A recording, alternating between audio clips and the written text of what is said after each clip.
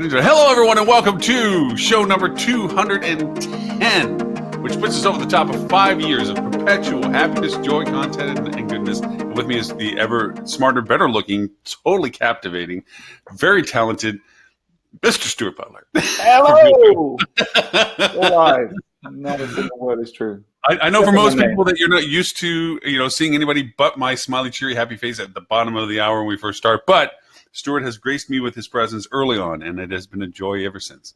I wanted to see your big doe eyes and your voluptuous lips early this week. Sweet talker. Yeah. Oh, look, Mr. Robert Cole, the brains behind the operation, stop popping in. Oh, hi. How are you? If that's the brains behind the operation, we're in trouble, right? Yeah. Goofy's joined us. Although, for a brief moment, I thought Valen was going to join us, and then she bowed out at the last minute, and she threw some caltrips at us, some sharp-pointed stuff where she wanted to make her points. Because, if anybody could talk on our hot topic today, which we're going to tell you about in just a minute, it would have been her, because, NOR 1 is kind of like in the middle of that kind of stuff. Yeah, they have a lot of experience. So you'd think that she would be, decide to forego any of this client garbage stuff that pulls us out of these conversations. And if Valen is on the show, we may all love Valen, but if she's not on the show, we can trash her just as badly as anyone else, just as badly as Tim or Ed. Good point. Yeah. Good point. Yeah. Well, let's have at it. And for people to understand why we were so, and Mr. Robert Cole is generous with his time, overly generous, a man of many talents, of great insight, wisdom, resources. What other words did you give me? Sleep is so overrated. But he curates a wonderful list for us. But in the midst of this, Mr. Tim Peter, who is yet to show up, so we get to bang on him a little bit, threw out an article that Focusrite had generously posted about with his name on it. Well, Focus Wire. Oh, Focus Wire. Excuse me. Focus Wire. Yes, this is correct. You're right. Yeah. A wholly owned subsidiary of Focusrite, but quite different. Yes. They let anyone on Focus Wire. Yeah. Had an article that Tim and Kevin May has very low standards. Yeah. They'll print anything. They let Tim Peter on there. They've let me on there before. Yeah. There's just. I don't know if does Rolling Stone still have their old slogan that used to be always the New York Times was all the news that's fit to print. I believe Rolling Stone used to be all the news that fits. Sort of thing. Yeah. So they're taking a very rock and roll attitude. And he quoted somebody I never heard of Robert Cole in the middle of that too. He quoted somebody like that in there in the middle of the What? article. Oh, yeah. I don't. Talking about grabbing at straws and unsubstantiated claims. I would certainly discount any sort of citing that guy as a source. Solid argument. I was with him until that point, but as soon as he Now we got to pick on Ed because Tim's here. We can't pick on Tim as much as we were just doing. Mr. Tim Peter. Oh, wow. You can pick on me anytime you like. I can take it. I can take it and dish it out, fellas. Yes, you can. He welcomes it. Yeah. Yes, he can. Well, I was raised by Catholic nuns, so I take that as a there's ruler scars on the back of them knuckles. If there aren't beatings going on, I just take it for granted. Something's not right in the universe.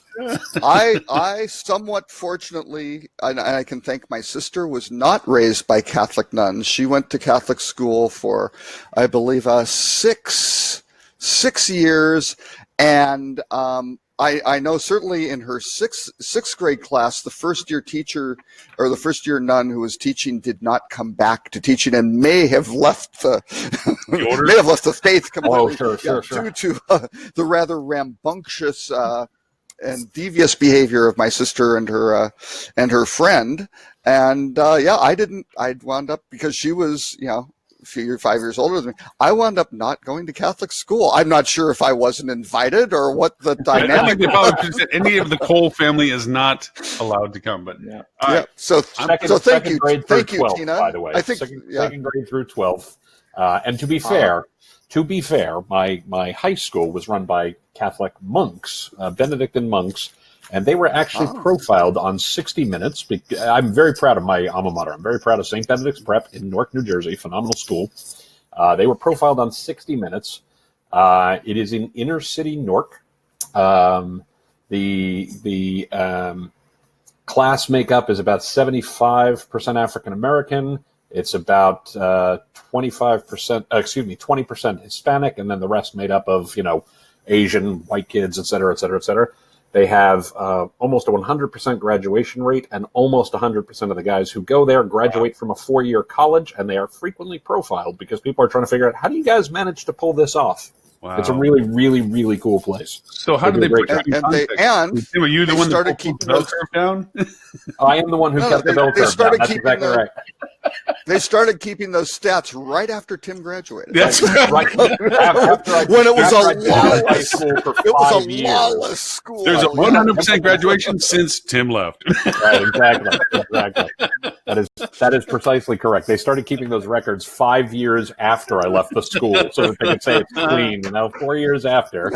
Okay, all right. Hey, so I put up our this article from some Yahoo. I don't know, unsubstantiated claims of some context. Tim somebody. But since we have the source of all this, and kudos, because it really solicited some great conversation that we had earlier. I was trying to say that Robert curates a list for us, and then we talk about this, but Tim was gracious enough to go over and point this article out that he just had published. And it really brought up some great conversations between us. Fallon, who unfortunately is not going to be able to join us, but she made some great points that I definitely want to throw in our conversation when we start. Yeah, for sure. Definitely, by the way, people should address Valen's last email, because I think she is spot on. It's a nice summary of my point. Yes. And I was just being contrarian. I actually believe very close to what everybody was talking about. I just wanted to throw in the fact I wanted to play Ed for a while and disagree with anybody just because it didn't come from me. So, but I definitely agree from the perspective. But for those, Mr. Tim, since it is your article and it is in the context that you inspired this conversation, or what we'll have, please bring us into the conversation. So I wrote this. It's funny. It just got published this month. It actually was in response to an article that Simone Puerto wrote in June about attribute-based selling. And he made a lot of good points about the benefits of attribute-based selling. And I want to be very clear. I think the article, I'm going to come off as the guy who thinks attribute-based selling is a waste of time or terrible or things along those lines. I do not think that. What I do think is that people are pinning a lot of hopes to attribute-based selling that are, unlikely to come to pass. So, attribute-based selling is basically the idea of you can unbundle the room type, you can unbundle the various amenities from the room, etc., and then price each attribute individually and sell that to customers, guests who are looking for that specific set of attributes and thus make more money. That's a nice theory. The other thing that it is often touted as is that it's a great way to regain some control from the OTAs, because of course the OTAs won't have this content and won't be able to unbundle and rebundle the inventory, as nimbly as hotels will. And again, that's an interesting theory. So my issue with all of that was, A, I don't think attribute-based selling is a bad idea. B, I think it is getting way too much hype for the likely benefits that it's going to provide. Wait, you're saying our industry overhypes things? Yeah, I know. This is crazy, Stuart. I don't know if you've ever run into this. But apparently some people think this is going to be the holy grail that is going to finally put the OTAs in their place and make everybody want to book direct always and forever. And I got to tell you, I find that argument unpersuasive because, well, I was born maybe not yesterday. So, I do think attribute-based selling has its place. I think when it's used correctly, it could be really impactful for those customers who want it, for those guests who want it. But that we may be pinning too many hopes on something that is likely only going to appeal to a segment of the traveler market that has some limitations, and that if done badly could actually hurt hotels far more than it helps them. And if it's okay, I realize I've been talking for a minute here, but if I can just finish one point here, that's actually my biggest concern, even though I get to it, I think third or fourth in the article, my single biggest concern is I think once we start unbundling inventory, people are going to start to shop for price on the pieces that they want. And if it's done badly, you could actually hurt your revenue because you are likely to, people are going to go, wait a second, I don't care about the view. I care about this thing over here. So I'm going to pay a lot less for the view and I'm going to pay more for the thing that I want. And I'm going to find the places that have the things I want more because they have more of that or a better price or the like. And we're just going to create a whole new, conflict there. So I'm in favor of it if it's done very, very, very well, but we have to recognize it needs to be done because it's for the benefit of the guest first, not because, hey, this is some way where we're going to seize control of our inventory. I just don't think that's a realistic May view. I throw in my view here? Please. Anybody who wants one, you can read the article. I would like to go on record as being opposed to anything that is not done well. So, I know that's kind of all right, fair. I know Fine. it's our fourth anniversary show. I wanted to throw in some controversy, but so Fine. here's the problem. Simone's article came out, was based basically on an April 29th, April 30th press release, I believe by Shiji, or by some, not really a press release, but an article wound up being published on Hospitality Net.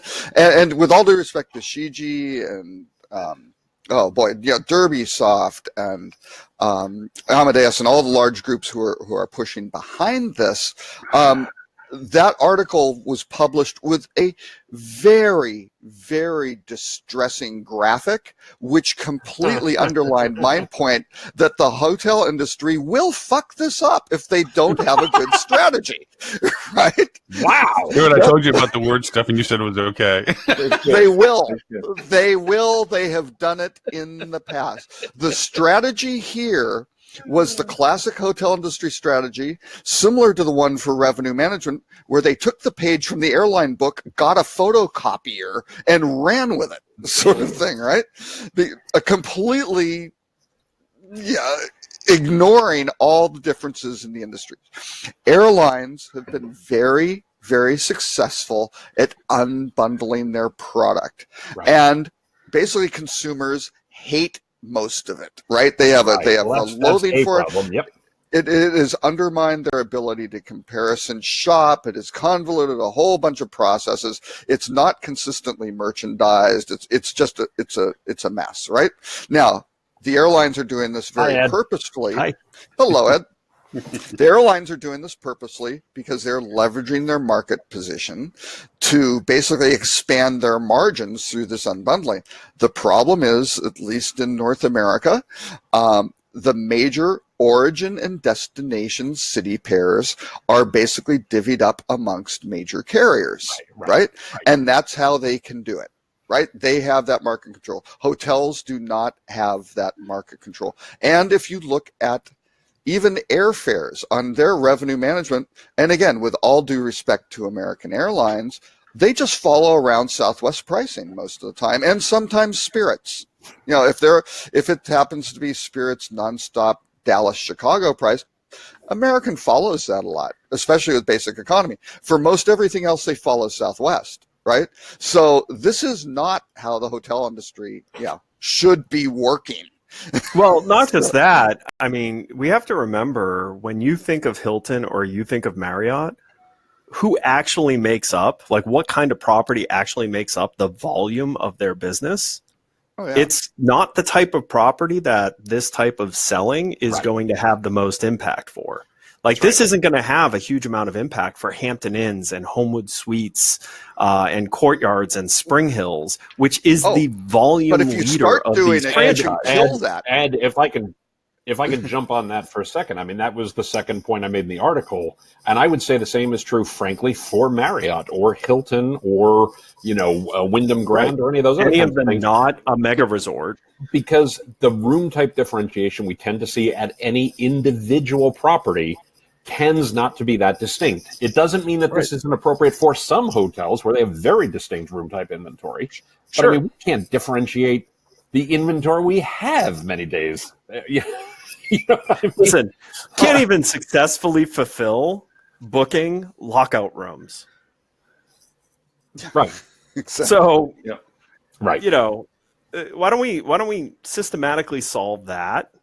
Right. Before we go to selling whether or not you can see an angle of sunshine between the skyrise building surrounding the hotel. The partial ocean view suite, perhaps? Well, notice I did not say ocean view. I said sunlight. Right. Let's at least think in a city where the view can differ greatly. Well, and I'm going to come at this from a slightly different perspective, and I agree with that. I think many hotels could have a lot of success actually selling, upselling, can sell, these additional features and the like, but close the sale first for the room that the people want and the like, and then say, hey, would you like this view? Would you like a junior suite? Would you like? Well, and even would you like? Find out if someone even cares ultimately. Correct. Exactly. Or like the IDGAF room type should exist.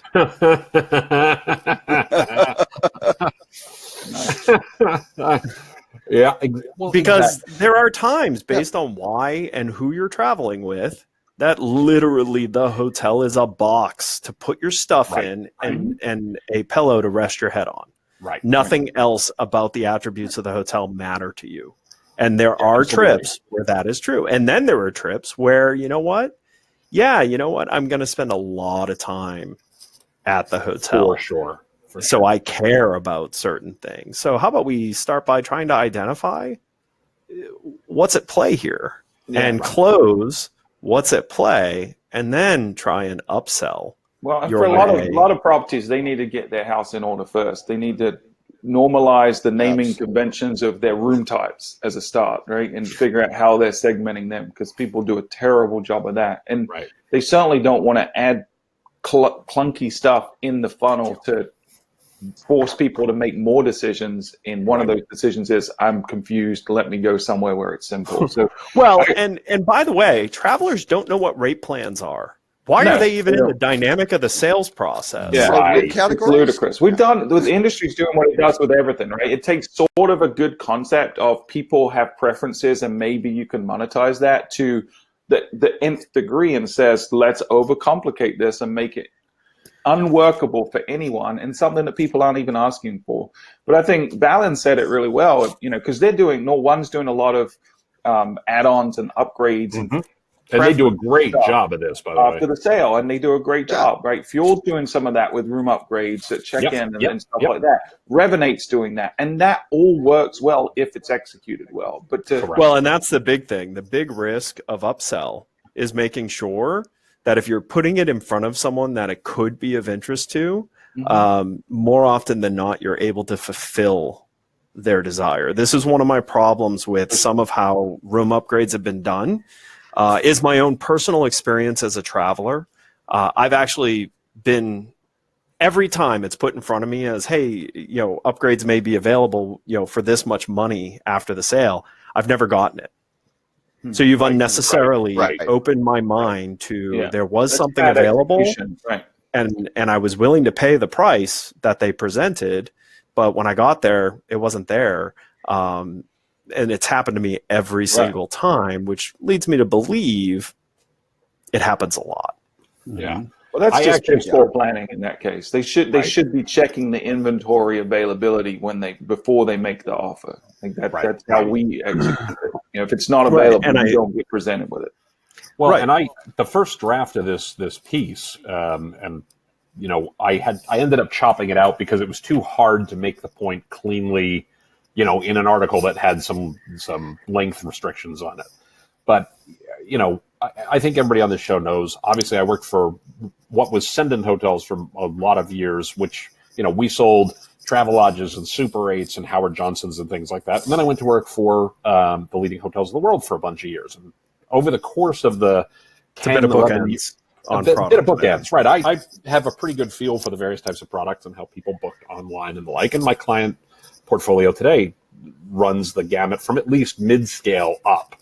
And I can tell you, having sold a couple $1 billion worth of rooms online over the last 15, 18 years, every time we give people more choice, conversion rates go down.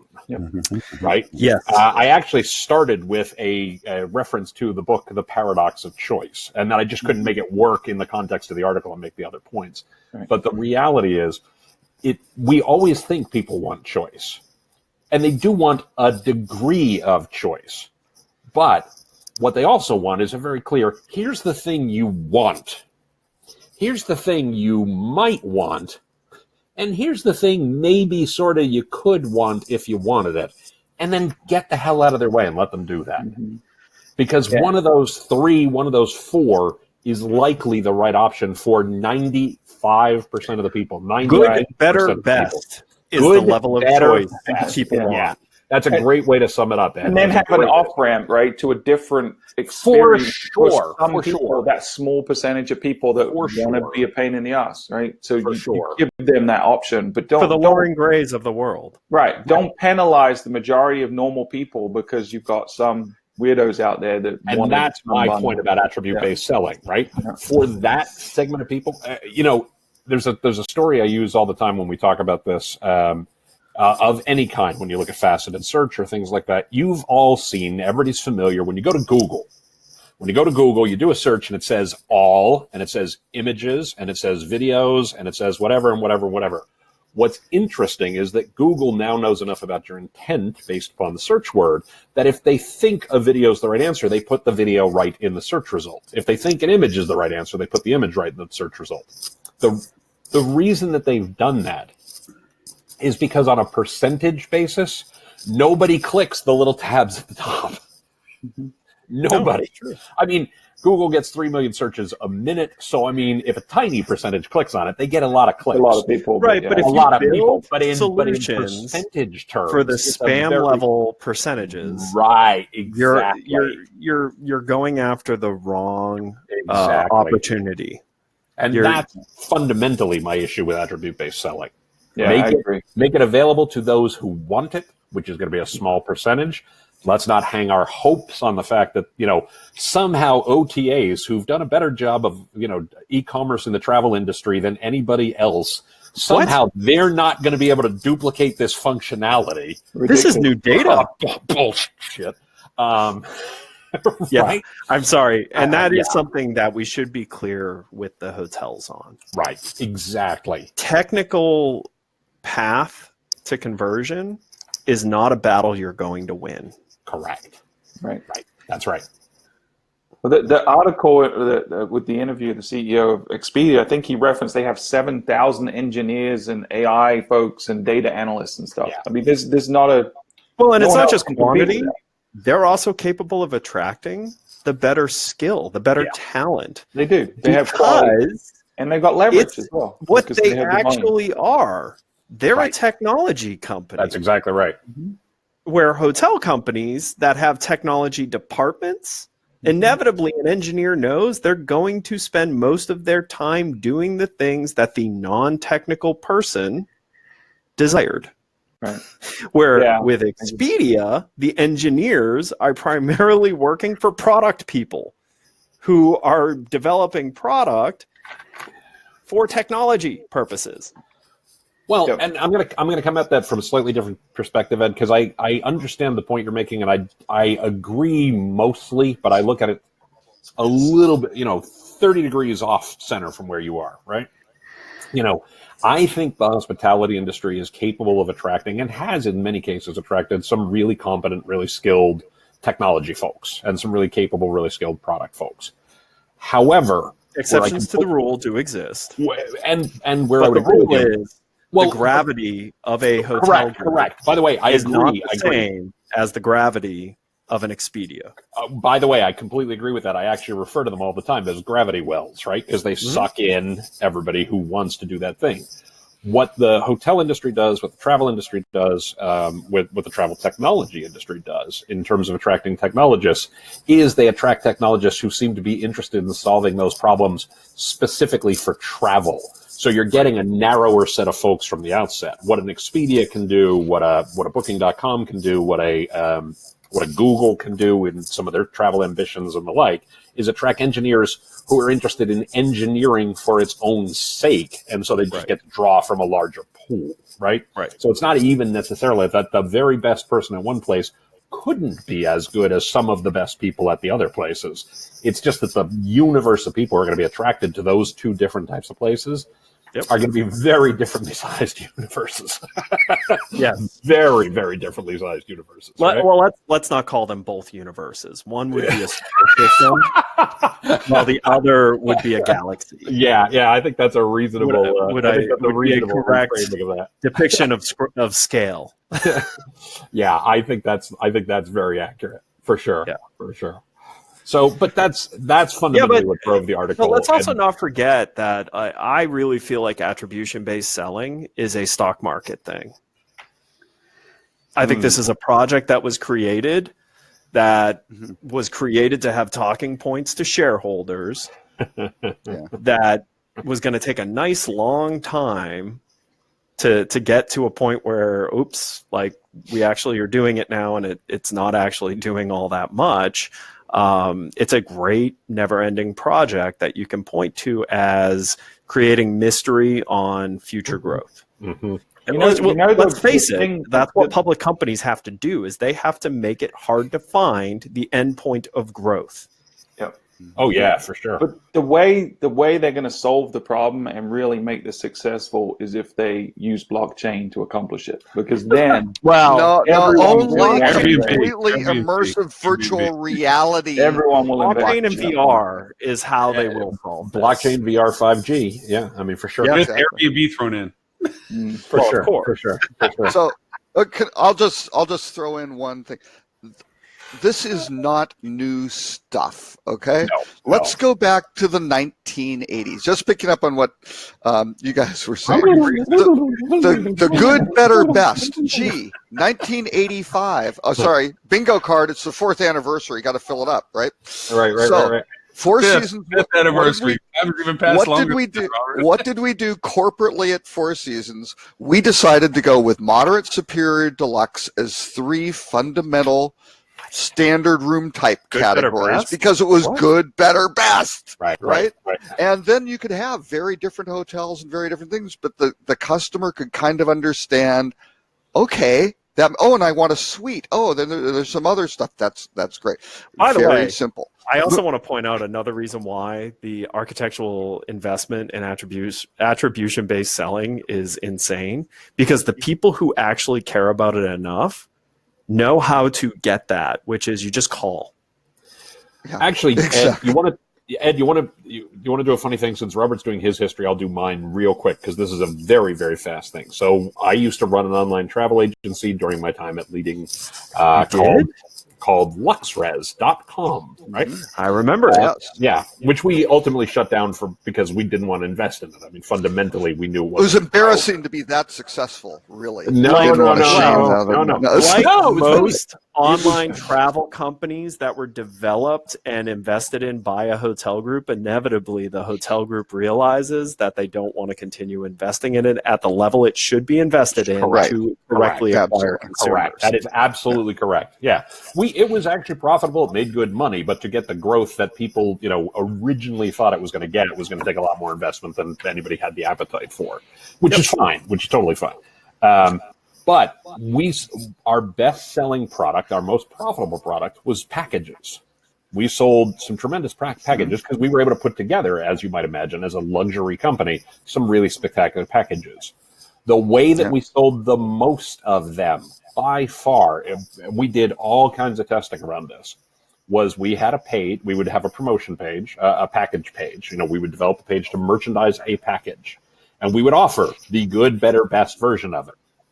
And, the good version was, I'm making these numbers up because I don't remember now, the good version was $8,000. The better version was $10,000 and the best version was $15,000. And we played with things like price anchoring to figure out what was the right thing to do there, etc. Doesn't matter. The point is, every time we tried versions where people could do their own and the like, conversion rate was crap. Every time we gave them lots of different options, conversion rates were crap. Every time we gave them good, better, best, every time we gave them good, better, best, the call rates on those were enormous. Enormous. And the funny part was almost nobody booked the good, the better, or the best, because people would call and they'd go, man, I love this package you got here, but the good is good, but what I'd really like to do is instead of going here, can I go here? And instead of doing this, can I do this? And instead of doing this, can I do this? And we'd put together a package that went from $8,000 to $15,000, and people were thrilled, and the conversion rate, the profitability was spectacular. But what drove the interest in the first place was good, better, best. Right. Yep. I think And you that's can this up to one of your other articles you put in here, Robert. We might get to about Marriott. hang on. I'm still back in the 1980s. I was. Yeah, that's right. We're still back in the 80s. Okay. I'm not leaving the topic. I was just referring to the fact that something else about this. But go ahead. Okay, just very quickly. Number 2, and like Tim, worked at the top of the market and the bottom with Journey's End. At Journey's End, we were building By the way, it's a bad name for a company that handles the bottom end of the market. I did not check in. Go to endoftheline.com. Go to endoftheroad.com. I joined after that had already happened, but we still made it the damn second fastest growing company in the country across all industry sectors. But what did we do? We had a standard model where we said, let's keep this simple. We have rooms with 2 double beds and we have rooms with queen-sized beds. We have upstairs units and we have downstairs units. And we had a lead price that was on the sign. And if there was an additional person, it was $7 more. So we had a very nice structure. So, if you want an additional person, it's this. If you want a king or a queen bed instead of 2 doubles, it was a slight surcharge.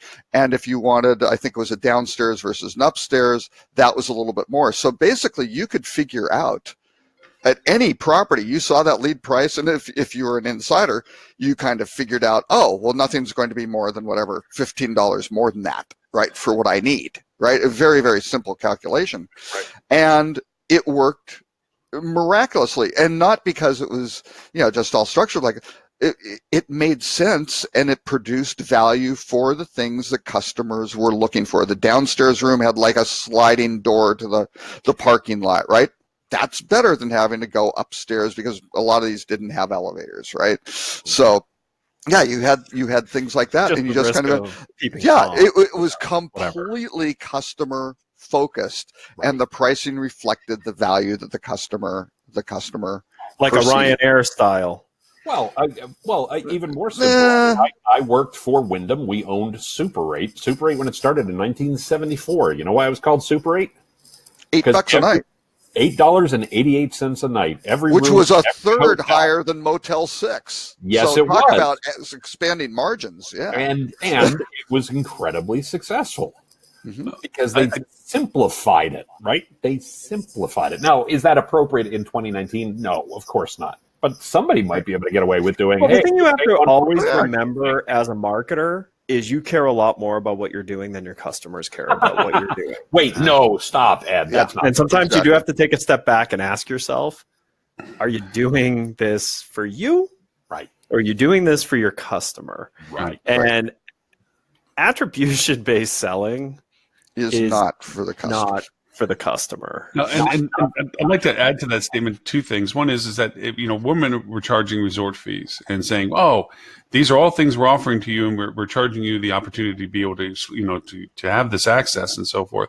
And now we're going to unbundle that concept and say, no, you're right. We shouldn't charge you just to have generalized access. We're going to charge you for aspects of this now, and based upon what you want to have for it. So we're changing it, and the consumer has gotten dulled to overstuffed pillows and oversized rooms and opulent and any other adjective we can throw at them to somehow change our description of our product in a way that sounds bigger and better than what it actually is. They're through the bullshit, so to speak, of the white noise of the words we use. And now they know that if we're doing it this way, it's because it's a better way for us to exploit more monies from them, not because, to Ed's point, it's to the guest improvement that we're doing this for. And, but I will also say, and this is in contrast to everything I just said, that I thought that when I first got into hotels, that all of the ancillary services were fat, bloated leeches.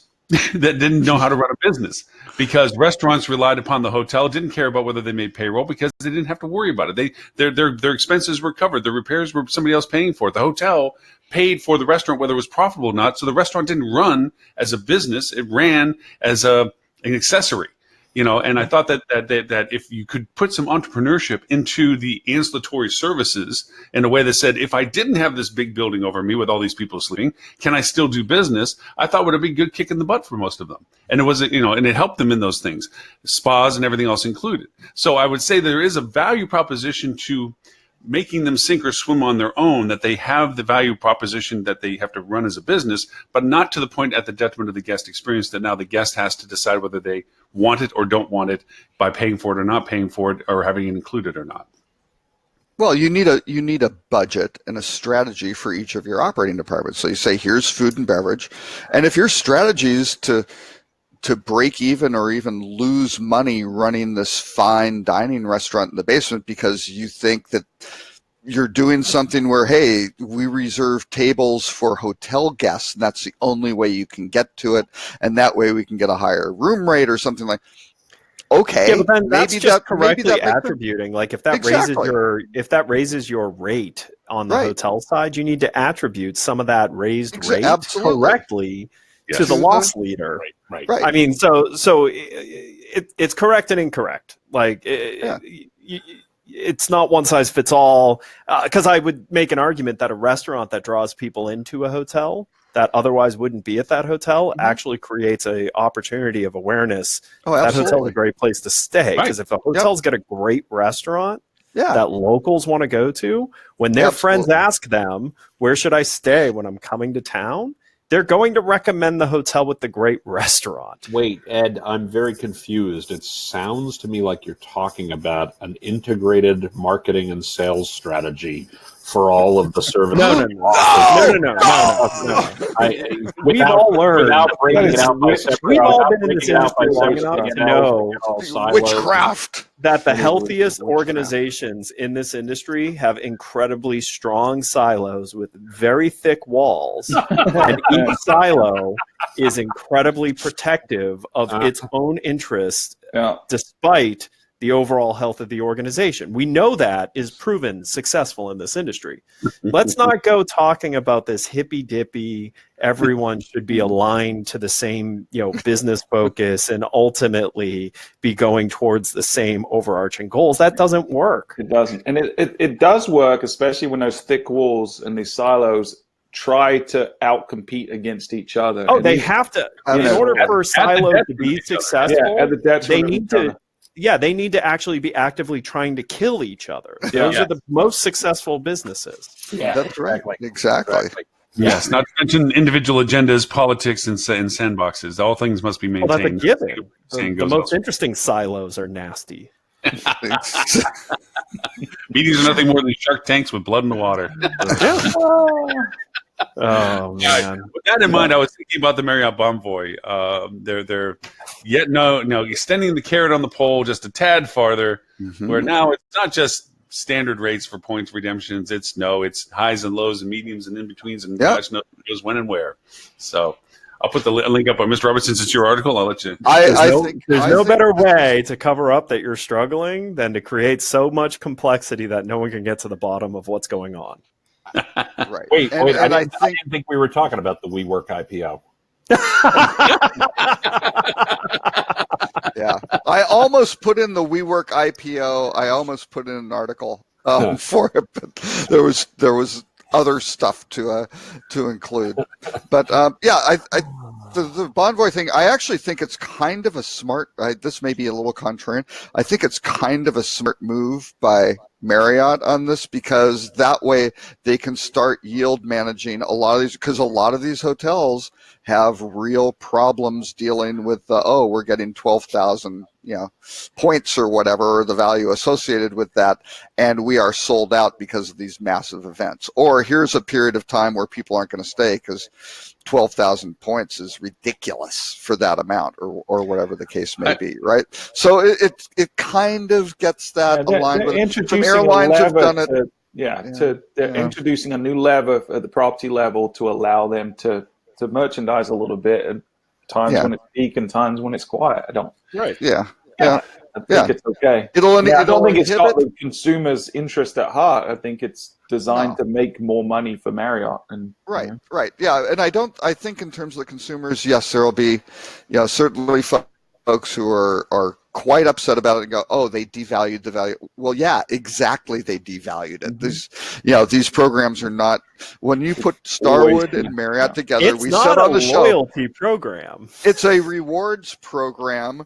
And they're trying to slim down those rewards because they are too rich. They market them as loyalty programs. Yeah, I know. That's part of the problem is they try to convince the consumer that they're loyal to them in exchange for them being loyal.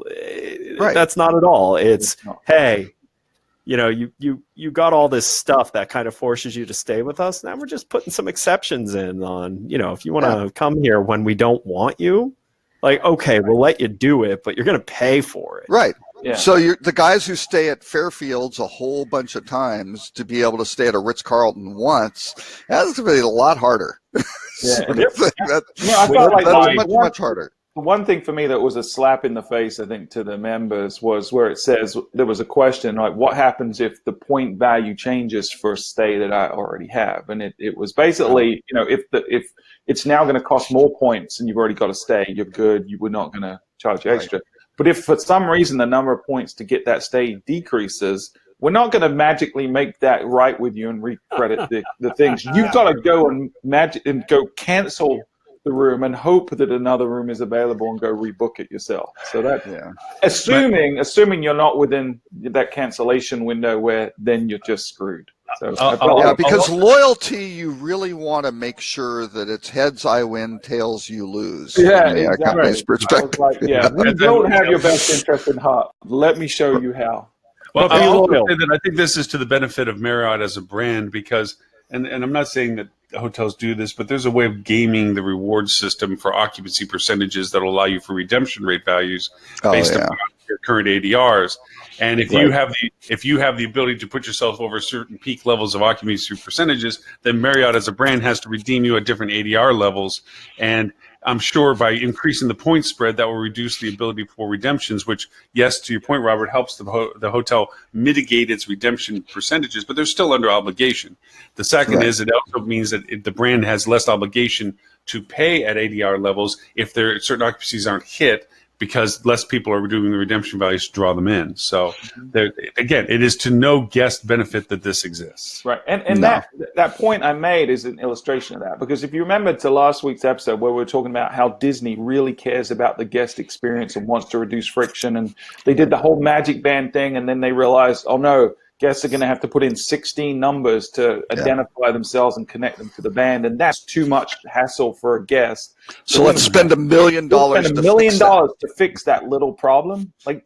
We all understand engineering on this panel, right? We know that they could fix that problem where people wouldn't have to cancel and they would automatically get credited. That wouldn't be a massive problem to solve, and yet they don't. But what's the ROI? Yes, to do it, right? What's the ROI? From a business perspective, from their own interest level, not from what is right by the guest. And that's the challenge, as Ed said, the dictation by Wall Street. It is incredibly difficult for these major hotel brands to do something that is, best for the guest. And hey, we're going to take a hit this quarter, but we're retooling the loyalty program, and we're going to take a hit in the third quarter. But hey, next year it's going to work out great because we're structured for the future. That doesn't work in that environment. It's like nope. Just make sure it works this quarter.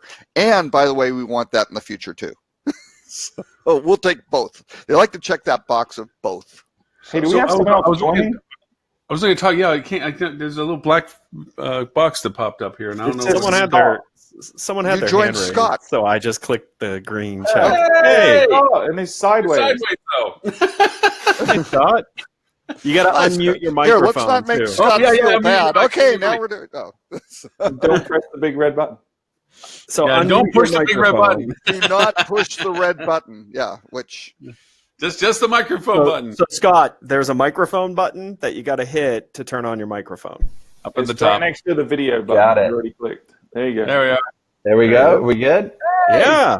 Oh, you're still sideways. It's so complex. I don't know why. I mean, gosh, how do people figure that out? The whole click the microphone. Wait, because it is our fourth. This is our fourth anniversary show. Fifth anniversary. We are on the webinar. We are on the Webinar Jam platform that Lauren discovered. But this is only after we were on the Huzzah platform, the short-lived Huzzah platform, and before that, the blab.im platform, which also deceased. So, yeah. Oh, that one didn't stick around? Are you serious? Blab.im? No, and we're still quite amazed Webinar Jam is here. So we normally kill We're the on Webinar Jam platform. So, yeah. Awesome. Anyway, Well, thanks for letting me join. I couldn't miss the fifth anniversary celebration. Right. It's the fourth. It's the fourth. Lauren doesn't know how to count birthdays, but it's okay. It's fifth. Your fourth birthday is after I feel like the I'm first with year. Robert on this one. How many shows have there been? 200? Yeah, we looked around for a year beforehand for it. But anyways, well, with that in mind, Mr. Robert, pick the next happy topic for us. Oh, I don't pick the topic. I throw up the topics and you guys sideways because I'm going to fall out of my chair in a second. Yeah, let's all just do this. Yeah. No, that's upside down, Stuart. You got to go the other way. So. Well, he is from Australia, so. Oh, that's true. That's a very, very good point. So. Hey, okay. All right. I'll throw one out there about the Skyscanner closing its local traffic, because we've had this discussion about Google and its travel application coming into play. Oh, poor GoGoBot. Poor little GoGoBot. Yeah. So where Skyscanner, since they've acquired it and so forth, have decided that they're going to shut down the localization. Is Google the only one that can do this, or I mean, even TripAdvisor does it poorly? Let me tell you, GoGoBot was a great little company. We took a trip to California. I took the family. This was several years ago, and it was basically kind of community curated, really cool, great things to do, and a high degree of engagement, really simple to use. I mean, they Travis Katz, who really did a tremendous job on crafting it. Now the problem is, how do you scale that, right? That's always the killer. So of course they couldn't get the funding to go do it, but they had two things that came up. Tim had mentioned Sendant. And the Sendant Travel Distribution Services Group actually used to own the URL trip.com. I was at the what did they do? I was at the kickoff meeting for trip.com. I was on the trip.com team. Yeah, which was a great URL for travel.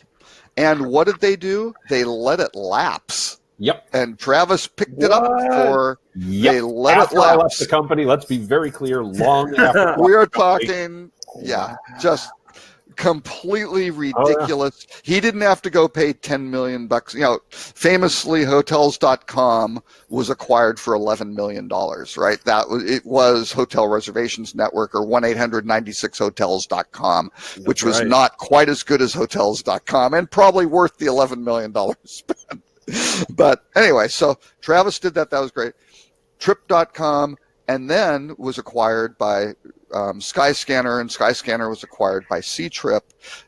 They use some of the stuff, but basically, Ctrip now for their English language product is Trip.com, which is brilliant for Ctrip because you kind of have, it's Chinese Trip.com, and then you have Trip.com. Yeah, it works brilliantly. So yeah, Travis made a bunch of money out of the exit and things like that, and they did some good things, but RIP GoGoBot, which was a cool little platform. And boy, if TripAdvisor or any of these other groups, Google could do what they were doing, it was fantastic. But I don't think they can. As ever, I have a slightly different take on this. And I first of all, I agree with what you just said, Robert. I also think that, you asked an interesting question, Lauren, a moment ago about, is Google the only one who can do this? And the answer is yes, but not for the reason not for a different reason than the reason behind the question, I think. Okay. Which is, all of these things are features. Like, this is just part of search, right? Google's the only one who can do it because this is just the information people expect to find when they search for and have specific intents. Why did Google get rid of their app? Because they're just going to bundle all that into the search experience or into maps or where it's most appropriate for guest and absolutely customer intent. So if you can't get people to use you because their intent is to do that, then none of those apps are going to work. It just is a feature that needs to exist within the search experience or the social experience or wherever they happen to be when their intent is, oh, by the way, I'm curious about where good places to go and good places to stay. And right now, Google owns the intent part of the funnel. Right. And Google and GoGoBot. Oh, go ahead. To prove that point, Google just announced all of the features that were in their Trips app are now getting rolled into the maps. Wait, I'm shocked. I'm completely and utterly shocked. I'm gobsmacked.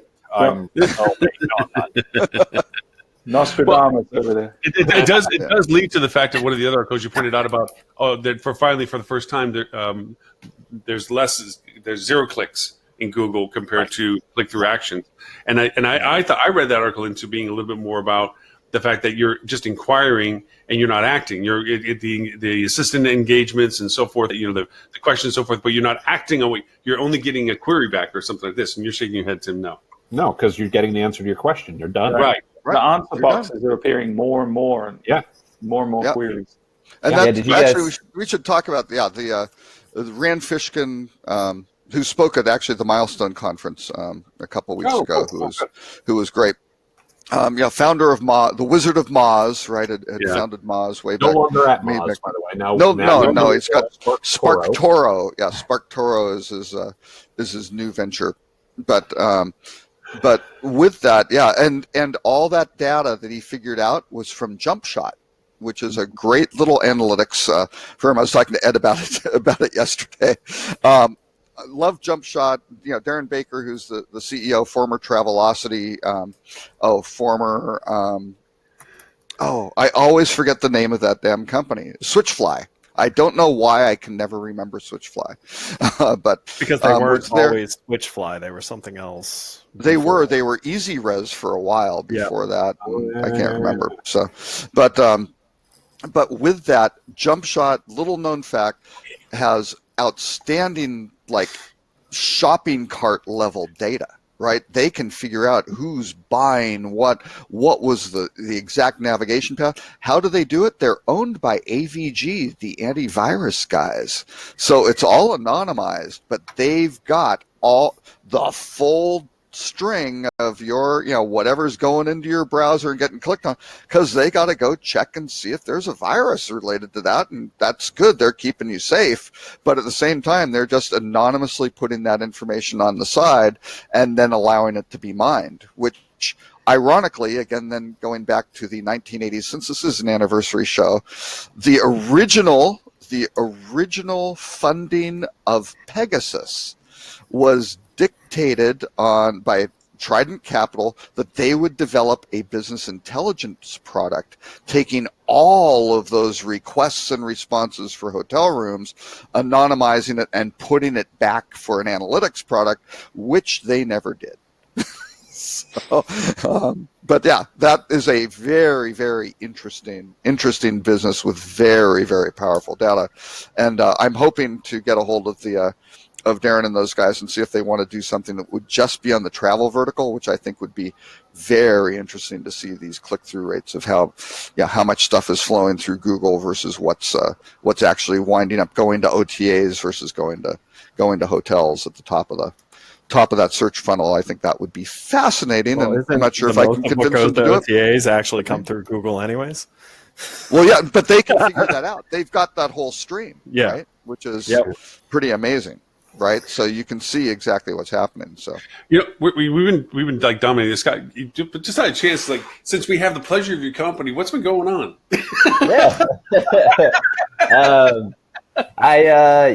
So been I don't know, maybe 2 years since I came on. I know Ed was on my inaugural show. So glad. That's right. I think it was maybe a different poster was behind him. It may have been. That one. Could have been that one. Oh yeah, there we go. Okay, that's what I remember. I was feeling out of sorts without seeing Tony Stark there. So. For some reason, he took down his Thor: The Dark World. They made posters for that movie. Well, and that was that was before his whole rebranding, because the My Little Pony stuff just did not tie in with Flip 2. So it's the other wall now. I moved it around. No, yeah, but No, things have been good. So I left Sojourn about 4 months ago, and then I've been working with DoorDash, doing some consulting on driver growth for them. Oh, neat. So, chiefly SEM. So it's been fun. I mean, they're a great company. Sojourn was awesome too. So just kind of interesting, get into a little different vertical. Interesting challenges because you have to try and get the right amount of drivers. It's not like the consumer side where they're just getting people to sign up for apps, download the app, order. It's you need to get the right amount of drivers in San Francisco, in Jacksonville. So it's been a lot of fun. Been enjoying it. I've been doing a little consulting for my buddy. His wife owns a hotel in San Francisco, so I'm getting back into AdWords. Not sure if you guys saw, but Google announced the variant update. Speaking of the Google queries you were talking about, so that's been so I don't know if you guys know this concert called Outside Lands, this big music festival in San Francisco. So it was last weekend. It was just held, Yeah, exactly. And so they had set, before I got into the account, they had set up some Outside Lands hotels keywords.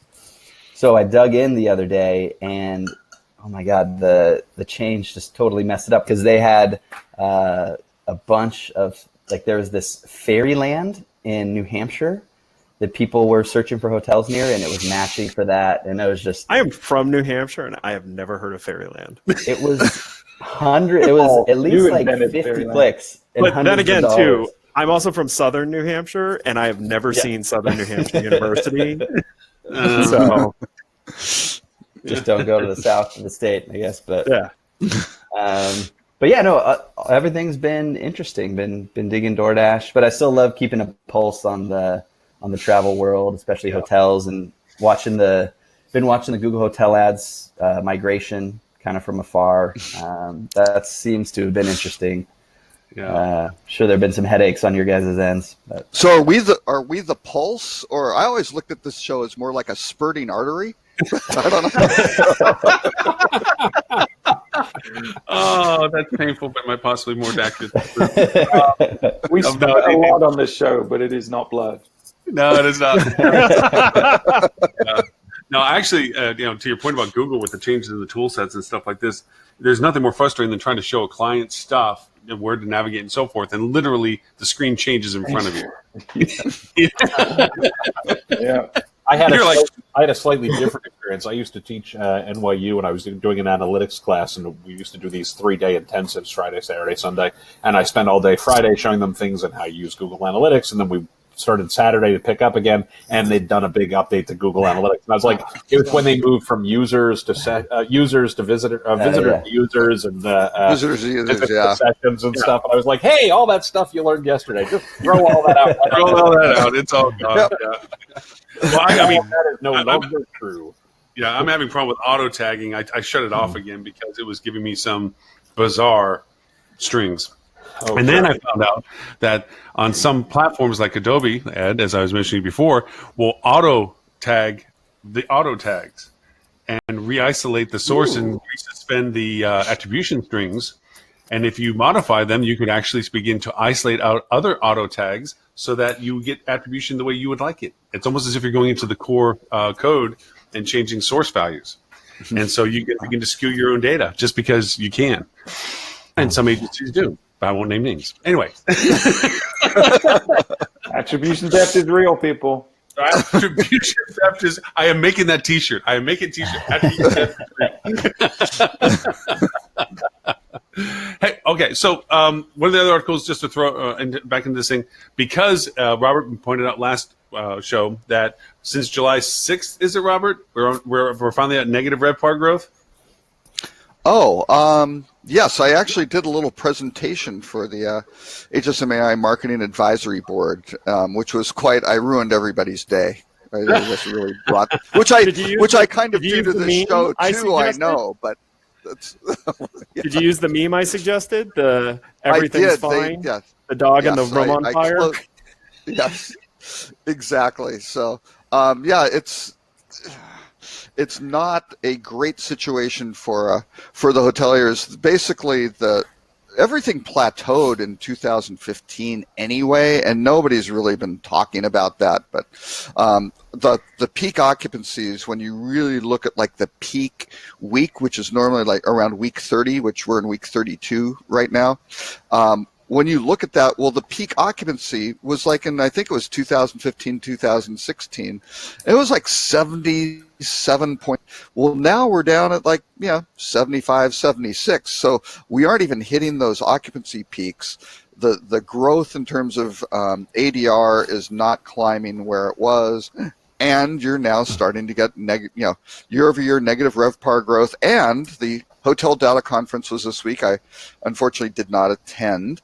But once again, as STR and everybody do, I think that conference is kind of the time where they downgrade their forecasts. Things. So come up with a forecast in January for the year. Mid-year, kind of, whoops, we were a little too optimistic, and because it happens every year. And once again, it was great. We do, though, have a great infographic here. I thought this was fascinating. Which was the public results of the public results from the major companies, where the major brands. I think calling it an infographic is a little generous, because it is technically, but it was technically, it was filed under data, right? It's a table essentially. It was a table that they put some graphics behind that kind of were hotel related graphics. That's a very good point. But really, what they had was, you look at all these hotel groups that are saying, "Oh, here we have now rolled down our forecasts for the for this year, next year. All the forward guidance is coming down." And what do you know? You look at the OTA growth, and you're like, "Wow! Look at Booking, look at Expedia. They are having some really solid growth numbers." And not so great for the hotel brands, I don't think. Because we haven't implemented attribution selling yet. Oh, that's true. ABS. So it's funny. This is one where I've always wanted to be proved wrong, and I'm afraid I'm not going to be proved wrong. Exactly. That every time there's an economic downturn, the OTAs do better and the brands do worse, and every time the economy is strong, the brands do better and the OTAs do a little worse. In terms of share and things like that. Right.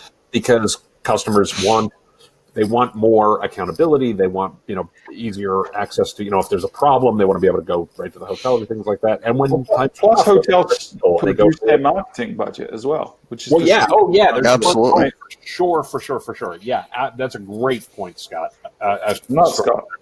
Sorry, great point, Stuart. Sorry.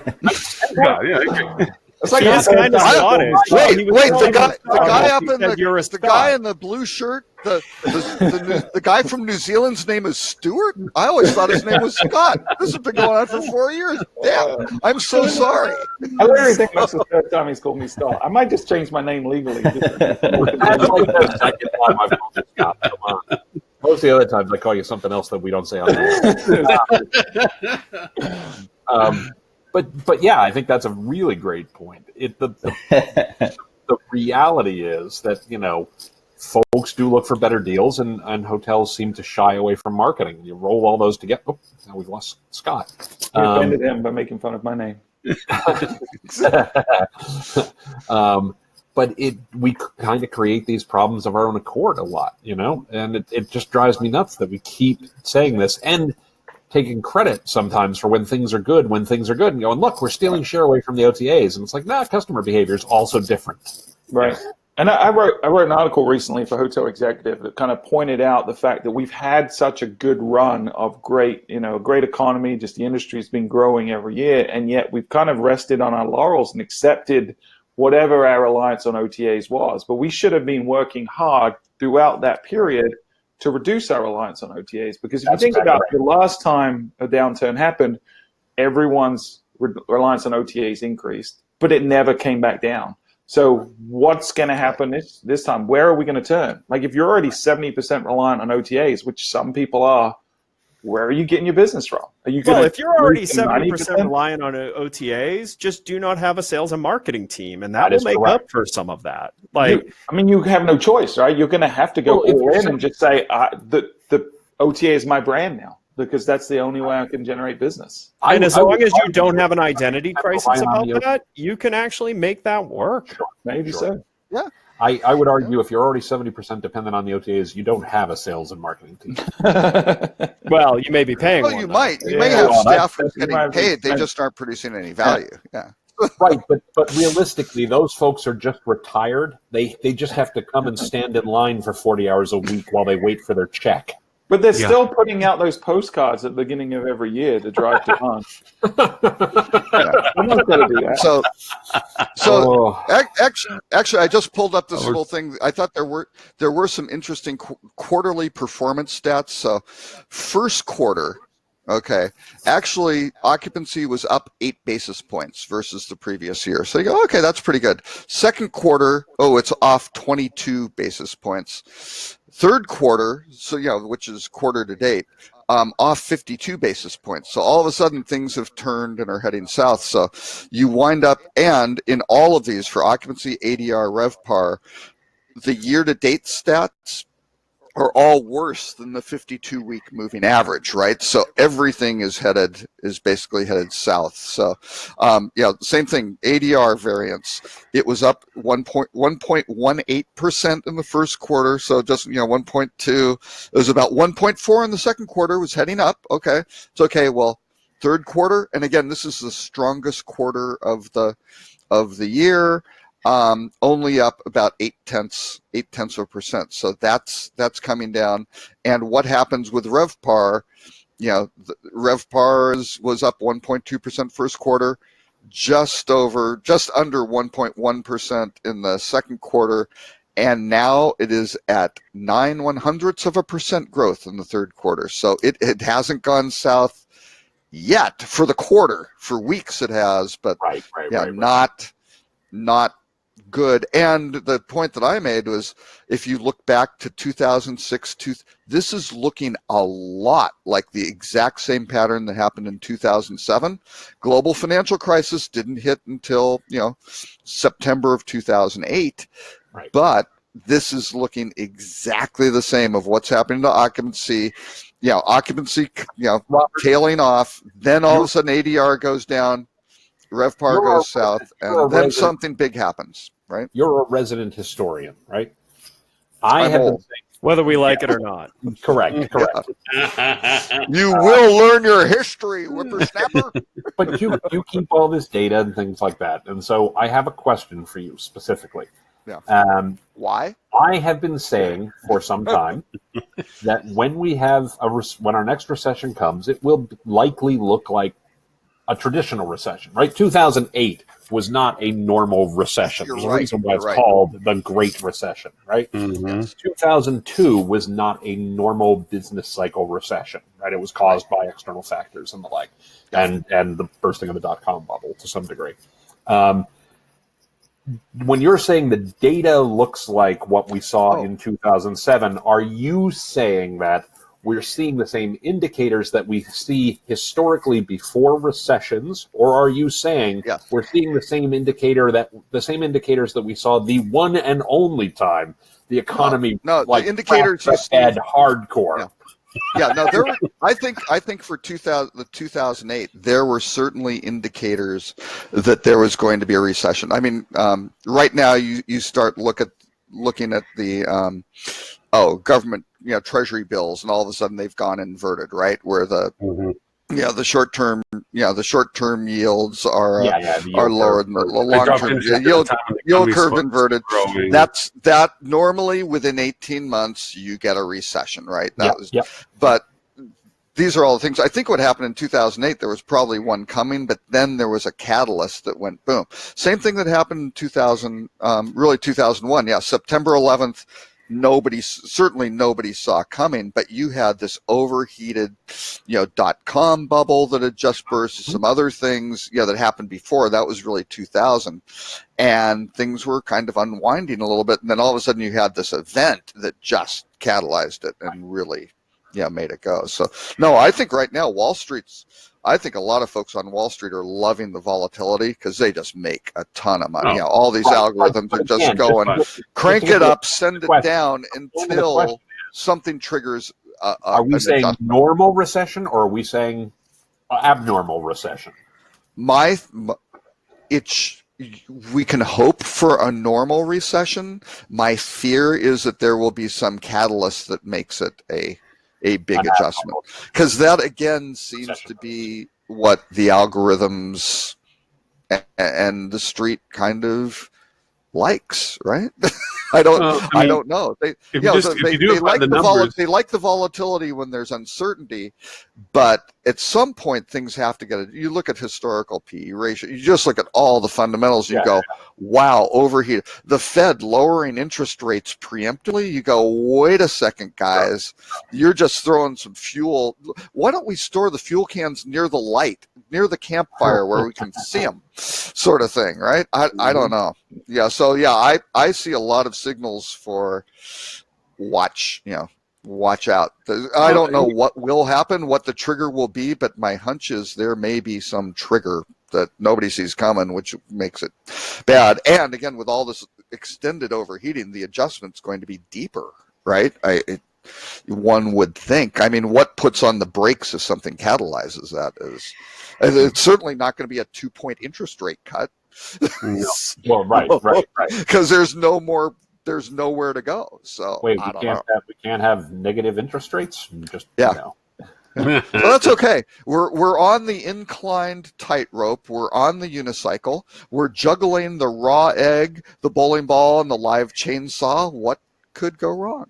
And the two largest economies in the globe are And fighting each with that, other. everyone, have a great weekend. Hope you all Don't Thank you, worry Jeanette. about We're here till Thursday.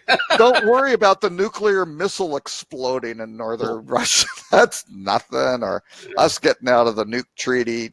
There's nothing to worry about on any of stuff like There's that. a few check boxes of some fun stuff. All right, on a happier note. Meanwhile, Robert's going long on shotguns and duct tape. Exactly. Robert, did you buy that little piece of land in the middle of Oklahoma, like you said you were, and dig a hole in the middle of it? Is that what you did? No. I'm hoping for the best, but I just try to look at fundamentals a lot, right? Just kind of go. Okay, so let me ask that, and in light of that conversation, how's all these mega companies now, the Marriotts and so forth? What's going to happen if people don't have enough money to travel, and people are already over indebted, and they're now all of a sudden economies of scale are out of place, and tariffs are fighting each other and so forth. How are single entities of that size going to mitigate their operations, do you think? Oh no, they're in much better shape than some individual hotels will be by far. Yeah, right? Because hotel owners are the ones who are going to get the ones who are in trouble, right? Because hotel owners have to pay a note every month. Right. I mean, and labor. They got to pay the staff. Yeah. I mean, right. And labor every week and utilities and everything. Stuart, on a scale of 1 to 10 for what you know about hotel operators and their competitive mindset, are they prepared to steal market share, do you think? Yeah, I think not just that. I think they're prepared to, the savvy ones are prepared to prey on the weak and go and acquire them as well. Like, this is where big companies can begin, by just rolling up distressed inventory at this point. Mm-hmm. Yeah, and a lot of our clients that are in healthy position because they're only 12% reliant on OTAs instead of 72% reliant on OTAs. They have the pockets to go do it, and people are going to panic, and it's natural. By the way, if you're somebody who's not in as strong a position, the best thing you can do? Renovate. Roll over. No, renovate. Take rooms out of inventory. Give yourself less stuff you have to fill. Fix problems. Mm-hmm. Save up some cash right now so that next year, if things are in fact soft, you can take a bunch of rooms out of inventory, fix them up. And then you have easier to do it during a peak than in the valley when you got no cash flow and things like that. And investors are going, let's. If you're only going to fill, I'm making up this number, 50% of your rooms anyway. Like, if that's the latent demand in the marketplace, so why not take some of the rooms that need help out of inventory and get them fixed, and set yourself up to be in a really good condition. When if you think about it, you take your rooms that are causes for guest dissatisfaction offline when you weren't going to sell them anyways. Do you end up getting a higher guest stat, overall because you're not cycling them into the rooms that are causing guest sat issues. And then you come out of the bad time with more rooms that will drive higher satisfaction, which potentially could move your rate upwards in the good time. No, but you need crappy rooms to do attribute-based selling. It's anchoring. Properly. It's anchoring. You're going to, you literally need like a boat anchor dragging. You can't down get positive experiences out of people unless you show them what bad can really be. Exactly. Exactly. Oh, we have three choices. Rancid. We start with rancid room service, and then we move up to to palatable, and then something that you might digestible would be, I think, the third one. Ed, I want you to write a book, an ironic book on how to market hotels. Just everything completely. It would probably make you sad as you were going through it. Well, because you probably see too many examples to point at and say, this is just what these people are doing. Would read it and be like, that's what we're doing currently. So. Yeah.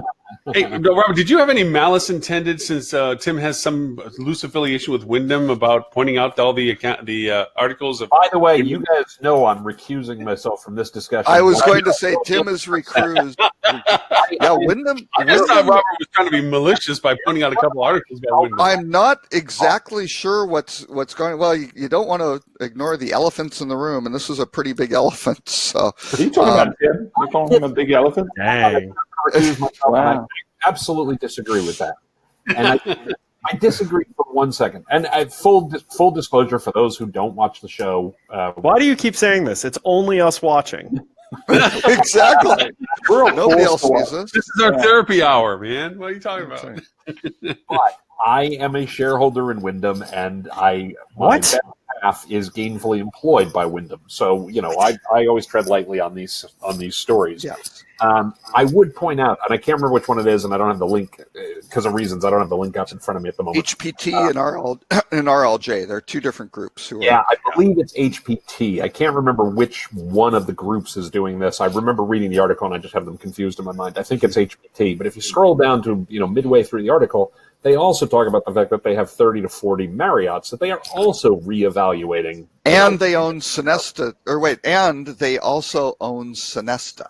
Right? Or the same management, the same organization, yes. Like an ownership group that is questioning whether or not they're getting value out of brands generally, or which brands meet the needs of that specific REIT generally. Right. So, I mean... Or if they want to, they see a downturn coming and they want to feed their own management company. And things like that. Right, exactly. So the headline is, let's beat the crap out of Wyndham because it seems to be beat the crap out of Wyndham week. And it is beat the crap out of Wyndham. That's very good. Yes. And a month from now, this is a pile-on kind of show, though. A month from now, it might be let's beat the hell out of Marriott week, right? Well, we did have we did a month of that. We did a month of that already. I mean the headlines picking on REITs who are deflagging or switching from flag A to flag B. Right. I realize I have a bias here, but this is not an uncommon occurrence. I mean, Wyndham lost a lot of cachet when they shedded the Nights Inn brand. So I mean, it's understandable that they're going through this right now. Well, I don't believe I'm speaking out of turn. I don't think so. I believe this is. You don't believe it because you never know when you are. Let's just say I won't go into detail, but Nights Inn had a negative NPS in the JD Power studies that we have. Oh, actually, there were a couple that were around 0, but they had a significantly low Net Promoter Score, which was a bit startling. You don't normally. Fair, those are just the people who ended up at Nights Inns that also had a computer. And for anyone who wants to know where the Flip 2 offices are located. Well, no, I don't know. It's interesting. Because the Red Lion folks, acquired Nights Inn from Wyndham, and they had acquired the Vantage brands and things like that too. So they've got a lot of economy cat and dog product. I think I would best describe it as. So, and that's fine. You can go look at it and go, hey, there's an asset we can go bring up, and we've got a strategy to go do this. I don't know if they signed up. This is a noble project if they turn that around, because it was in worse shape than But here's the I thing. thought. Okay, like that's the majority of hotels are the ones serving this level of the market. Like we always focus. Like Marriott is not primarily a 4-star hotel chain. Wyndham is not Dolce. Hilton is not Waldorf Astoria. And let's be honest, Waldorf Astoria hotels aren't Waldorf Astoria.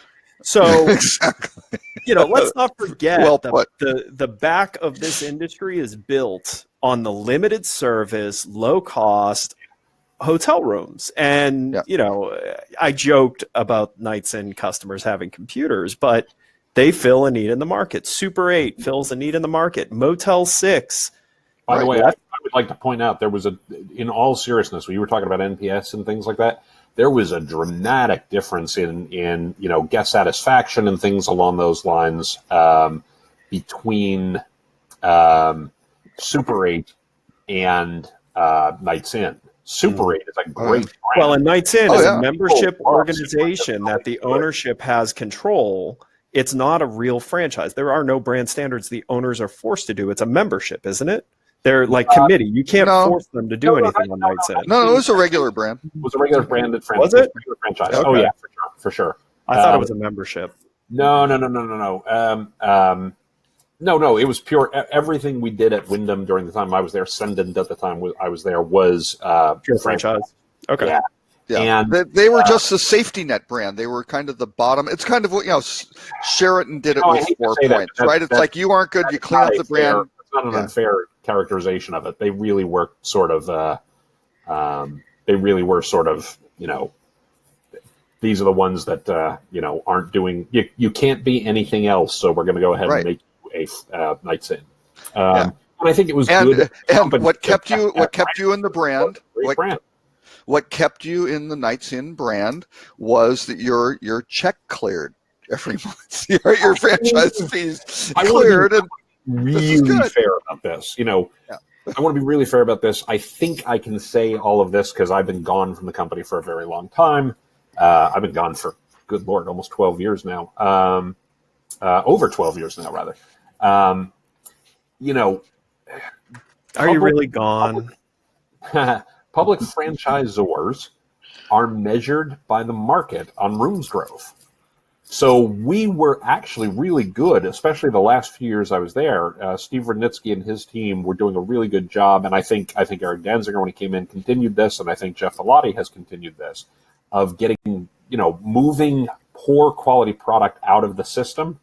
Yeah. You also had to do it in a way that, okay, if we're going to drop these 1,000 rooms, are we bringing in 1,100 rooms over here to be able to go to the street at the end of the quarter and say, hey, we're up net 100 rooms? Yeah. Right. I mean, that's just sort of the that's nature hard, of it. And that is a difficult. That is a challenge. So, plus, don't forget, if you have a franchise agreement with a hotel, moving a poor quality hotel out of a franchise system is not as easy as you might think, right? Those pesky things called contracts and legal system and lawyers.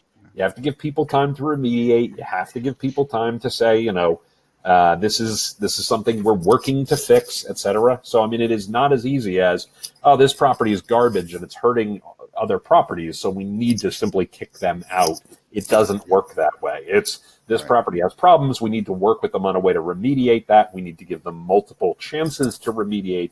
And then, in fact, if they're truly not interested in upholding the standards of the brand, then we have to work towards the obvious exit.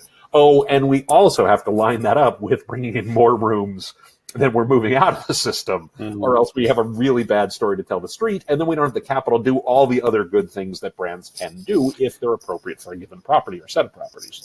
Yeah, and that is really the story of Starwood's downfall, That's right? Exactly because right. they had 2 problems. One is they didn't have a lot of mid-scale and economy product that they could build fast, right? You can go, let's start dropping these things out of planes. That was difficult. One of my favorite, like mid-scale, the Aloft. I think if they had gotten legs under Aloft and Element, that would have, with time, would have become something that strengthened them greatly. Right. Those were such Yeah. cool Well, and I properties. think a loft technically is like, it's either upscale or upper upscale or something like, which is I don't great. know. Yeah, they kind of moved They it. thread the They needle pushed so it up much the- on what's what. Yeah, I know. Well, Yeah. because they needed to make room for Element.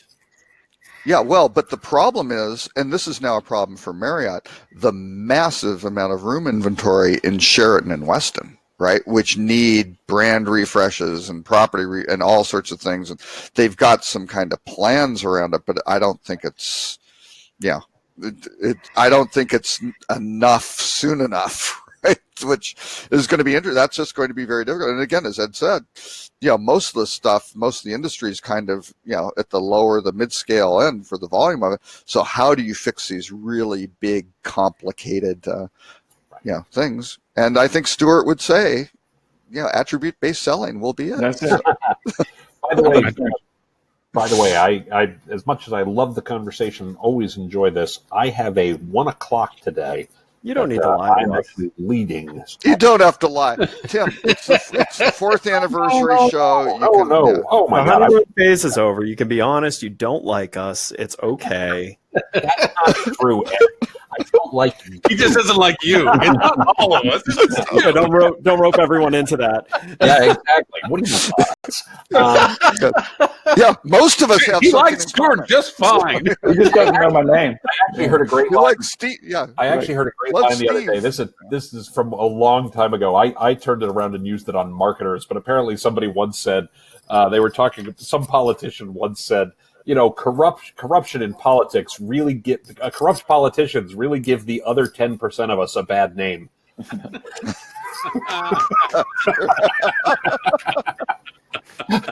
And I'm dying to find a way to use that as often as possible. Yeah. That is a great quote. Slimy marketers really give the other 10% of us a bad name. Speaking of which, did you guys That's get good. to the That hyper? one. Did you get to the hyper story last week? Speaking of slimy marketing. Well, before you do that, No. I legitimately do have to drop because Tim, I legitimately have to always set a up pleasure. a call for another group. So always a pleasure, guys. Happy Thank anniversary. And thank you, and thank you for being a big, huge part of that for all the years we've been doing this. For people to know more about Tim Peter and your amazing podcasts, and content and articles and everything else, where do they go? They can go to timpeter.com and they can go to find the podcast at timpeter.com/podcast. By the way, I do have to throw in a very shameless plug for Stuart's podcast and an article he wrote the other day on fueltravel.com, because first of all, it was a brilliant, brilliant article. Secondly, he quoted me. So, I mean, That makes it all the better for you. All good articles start that way. That's fine. All good articles quote Tim Peter. That's right. All great articles. happy anniversary, guys. Thank you Thank for you, great Jim. years. Thank I will see you all next week, and we'll go from See you there. then. Bye now. Bye now. Yes. What article was that, Stuart? What did you do? How did you quote Tim? It was the one about the triggered emails that you should be sending throughout the journey. Oh, okay. Ah. I did Which we also did was an episode. We did a separate podcast episode and a blog article on it. But I used his quote about because it was really trying to focus. I actually wrote 2 articles that quoted him this week, because one was about retaining guests that booked through OTA originally and turn them into direct bookers. I wrote that this week. That's going on Hotel Executive in about a month or so. But then the one on emails, I use his quote all the time with a lot of people, but he says, and I don't know if he coined this term, it's pretty commonsensical, but I always attribute it to him. But if you get a guest through the OTAs the first time, great. If you get them through the OTAs the second time, then you're doing it wrong, is essentially what he says. So Yeah. I think I agree with that 100%. So we did a whole thing about how to get OTA guests to turn into direct bookers. Very nice. Nice. Yeah. Well, and I think the only point is you may not get all of them, but you should be doing all the right things to make that possible. Yeah, right? the vast that's majority. You need to put your best foot forward and actually put some effort towards it. So right. Yeah. Because there will be some who are sitting there, they're Target Red Card members, and all of a sudden they're getting a 10% benefit by booking through hotels.com, plus getting their little stars for the free thing, and they don't care. Yeah, that's not right, and that's not a huge group of it, and you kind of go, kudos to the hotels.com guys for figuring that out and going, and that's a pretty compelling sort of thing to lock in that group. I'm going to work on these other guys that I can turn into my evil Exactly. minions. Exactly. Yep. Yeah. Well, with that in mind, we have time for the rut row. People don't have enough money to travel. Ah! Before we do the rut row, can we talk about that stupid plant hotel? Oh yeah, Of course. That should have been the Your rut row. plants. Are you stupid? All right, this Well, is we got something for you. I'm assuming this is a total joke, right? This is a publicity stunt from the company that sells houseplants. That's how I read it. Because they said the manager of the hotel was rose growing or rose grower or something like that. Like this is like the Taco Bell Maybe. all over again. It has Maybe. It Yeah. has to be. There's no way this is legitimate. This is a publicity stunt to sell houseplants because they linked and quoted multiple times a business. And I'm not even going to give them the satisfaction of saying their name because that's what they want. But this trend of creating a one-off boutique hotel for a few days because this isn't permanent just to get publicity is pissing me off. And it's just annoying. Stop it. Stop. There are 100 Not funny anymore. 100 rooms up for grabs. So the rooms are just like, shelf spots, right? To go do that. But it's So, only, like, I think in the article it says it's only through October something. So do which I get to call my house a cat September. hotel now because we have 4? Like, is that all it takes? Like, you just have to have shelves and you're a plant hotel? It's You now you keep your cats on shelves. shelves? Wait a second, Ed. You keep your cats on shelves. That is Better not than right. a binder full of women. Anyone? Famous political person Yeah. said that. Yes. It was kind of the end of his presidential run. yeah. I have shelves full of cats. Just sounds much better. No one wants to touch that, huh? I'm not gonna- Ed finally figured out the whole herding cats thing. He said it's like herding cats. Ed's like, that's not that hard. You Yeah, put them like on I did shelves. that. Yeah, like, just put them on a shelf and job done. Exactly. Yeah. Oh, So, boy. did you guys read it that way too? That this isn't Yeah, a legit I thing? just- Yeah, it was a joke. I That's just- why I thought we were going to talk about it. Okay. Good. Yeah. Well, let's not Okay. give him any. Well, I try to throw in little entertaining bits of just what the hell was that in there. He every actually just once in a wanted to while. say- Here's the Reddit. problem with those articles, though, right? And this is why it bugs me. I get being creative from a marketing perspective and trying to create noise, and it apparently it's happened because they've gotten a lot of articles written about this, just like Taco Bell did when they were open for 2 days or whatever it was, right? Yeah. People don't read articles; they read headlines. In the industry, this industry is so stupid that they'll read that article headline, and that's in their You want brain. to roll that back a little bit, just in case someone actually does watch this? Well, some people in the industry just read headlines and regurgitate it, and now everyone's going to be like, People "Oh, in this-" general, not just Big this thing. industry, do that. well, probably people. Some I people. mean- Okay, you're right, but it annoys me. Trying to save you here from that statement. I don't care. That was your binder full of woman moment. It was. But the I only said- people who get mad at me are the people that read the headlines and don't read the articles. Anyone that reads the article is not. Well, because the headline of this story would say, Stuart says you're all stupid. But if you're the kind of person that only reads headlines, I don't care because then you are stupid, and I stand by that. If you read articles, I would crap on this a little bit, except I, did get my previous company quite a bit of exposure by writing a series of very funny press releases that were tongue-in-cheek jokes about like major pharmaceutical companies sue Easy Yield for drop in antidepressant sales was like one headline. okay.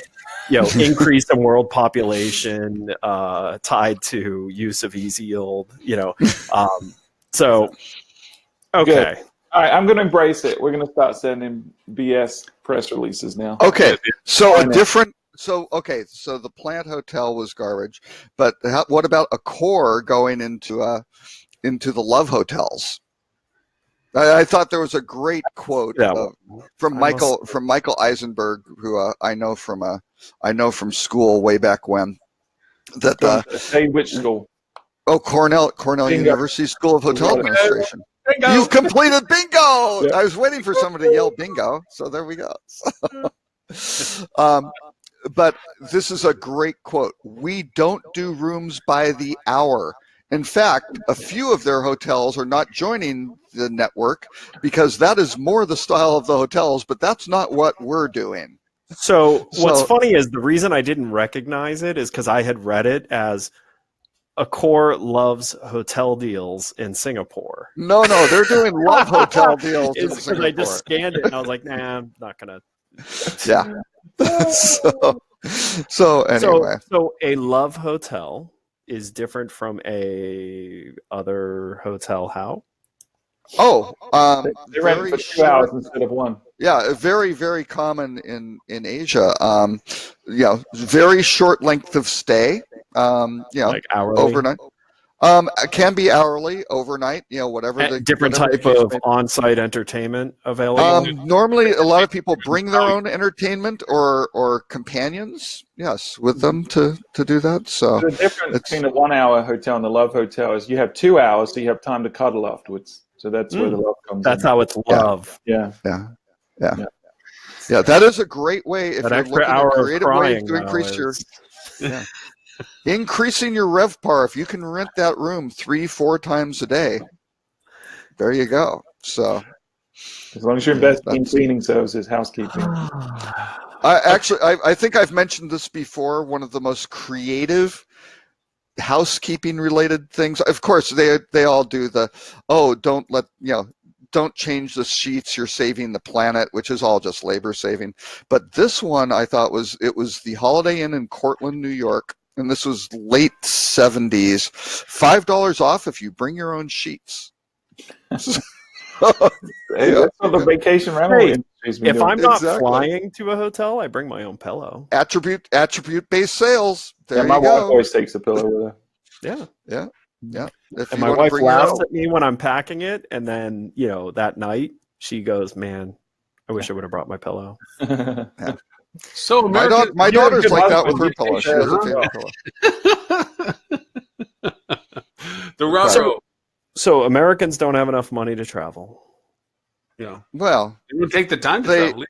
They it's not that they don't. There's a certain percentage, the top 1% do. So the headline, I think, in Bloomberg, they can't afford. More than 40% of Americans have opted out of a getaway over the past year, specifically because of the cost, a new study finds. And I think this actually is kind of a serious rut-row, because we were talking about all the attribute-based sales and things like that. A lot of the airline policies are outrageously hostile to families traveling. I mean, basic economy may be a low, lead-in fare, but all of a sudden when they're looking at, to get full economy, where you've got to, you can actually get seats next to each other because you don't want your 3-year-old and your 5-year-old just, 8 rows away in a middle seat. That is a problem. And it's not just a $30 difference now. American, particularly in Dallas, is getting outrageously aggressive on this. Main cabin seats are now $130 a seat, more than basic economy and things like that, right? Hotels are so focused on the fear of like an Airbnb or an OTA stealing their ability to price, when quite honestly, it's been the airlines that have been stealing share of wallet this whole time, which is brilliant on the airlines part, because the airlines are really nothing special. They're buses with wings. Yeah. And yet somehow they've fooled the hotel industry into just accepting that, we're going to take all your money. We're taking it. Right. It's ours. Right. They created it because of that control of those, or the whole thing of creating hubs and then controlling these origin and destination nonstop markets was the key. That was the killer strategy for at least the North American airline industry. How is it not considered price fixing what they do with their? Oh my God. Okay. Because they fund the right politicians, Stuart. Oh no. Okay. Again, another history lesson. In 1981, I believe, 81, maybe early 82, Ronald Reagan, they had an air traffic controllers strike, right? Which was very bad. Reagan basically threw out all the air traffic controllers who wanted more money and things like that. Really impacted the airline industry. Created havoc for groups like Braniff, who ran a great airline, but was battling for their survival with American. And American Airlines, everybody thinks, based in Dallas. It was based in in New York. The only reason it came to Dallas was the Wright Amendment. Jim Wright, who was the Speaker of the House, very powerful person, created a federal law that said Southwest Airlines could only fly to neighboring states, could not check baggage or even provide fares to go to San Diego. So if you were on a flight from Dallas Love Field to El Paso, and then there was another flight that was the same equipment was going from El Paso to San Diego. You had to get off the plane, pick up your bags, recheck them in, buy it on separate ticket stock as a separate transaction. And it was a federal law. Short story long. Crazy. Short story long. The airlines fund the right politicians, but, like I said. No, Bob Crandall, CEO of American Airlines, they have on tape calling Howard Putnam, who was running fare sales every 2 weeks to meet payroll, saying, if you don't do these fare sales, if you stop these fare sales, we'll stop matching them, because that's how they put Braniff out of business. They wound up A, matching the fares, and then B, offering just some multiplier of advantage miles, right, to just finally put the nail in the coffin. And he was clear. It wasn't a problem. Or Northwest Airlines going against some new upstart carrier and going, oh, you have such and such flights. Well, we're going to, A, put 757s or whatever on the flight instead of some regional jet. We're going to go up to frequency of 5 times a day instead of twice, and just bleed them out, because they know, hey, we're going to take all of this. Oh, we're going to give, extra miles to that. They got away with that. Actually, I'm giving you 1 minute to wrap this story up. Okay. Last one was American did the same thing with a great all first class air carrier out of Love Field, right? And they got away with it every single time. The thing that concerns me about this article is that when you add it to another article we had that Robert you put together for us about people who, even though they're given unlimited vacations, they don't take it. Even though they have 2 weeks worth of vacation, the average is less than 40% of people even taking 7 days away. When you add all of that, plus the increase in debt that is now, when we went through the 2008, 2009, that stopped for a while, but now it's back again. The burdening of debt, the lack of vacation time taking away, to your point about airlines taking their share and whatever's left over is decided on between rent-a-cars and hotels and tickets to these parks and stuff. We're setting ourselves up when this does come to deflate, that we're going to be really chasing after a fewer or smaller audience that can actually afford what it is we're even talking about. Or there will be a correction in pricing. Because, you can't continue to raise the price of your offering without improvement for this long and expect to continue being able to do that without pricing yourself out of your consumer's reality. Which was the original article about this whole segment thing. Unless you encounter a stupid parasite, and a stupid parasite is the one that kills the host, right? Right. That's and that I'm not sure. But so Stuart says the industry's stupid, and Robert says that travelers are parasites. I think this show. No. The travelers are not killing them. No, they're the host. I think travelers are the hosts. Welcome to our 5-year edition of Yes, You Are Not. I appreciate that. Let's compare the tone of this episode to the first one and see if there's a difference. That 5 years of thinking about what goes on in this industry does to our overall outlook and positivity. Right? It tainted us. But I guess as a wrap-up back to the original point, if it's not guest-centric, it's not worth considering to be done at the end of the day. And that for everything that we do from our perspective of hospitality, if we take that and realize that if it doesn't benefit the guest, then it shouldn't be considered if it only benefits us. And it means also identifying with the guest and what you guys are doing between what Flip2 does, what Fuel Travel does. What does Rock Cheetah do? It makes a really great Twitter account. It's secret. So not much. Rock Cheetah does Rock Cheetah does so much more than TimPeter.com, but just doesn't shamelessly promote it.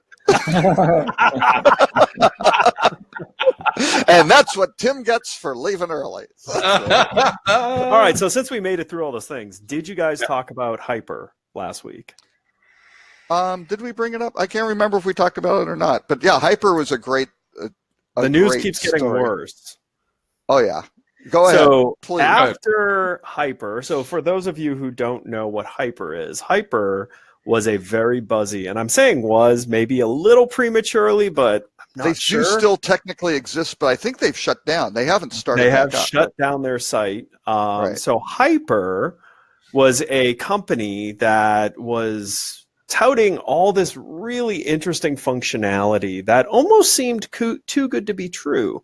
And, we're explaining what should have been obvious to everyone, bad things, that they basically geofenced every hotel in the world and tracked everyone's activity while they were within that geofence and recorded it, and we're making that available to marketers to take advantage of.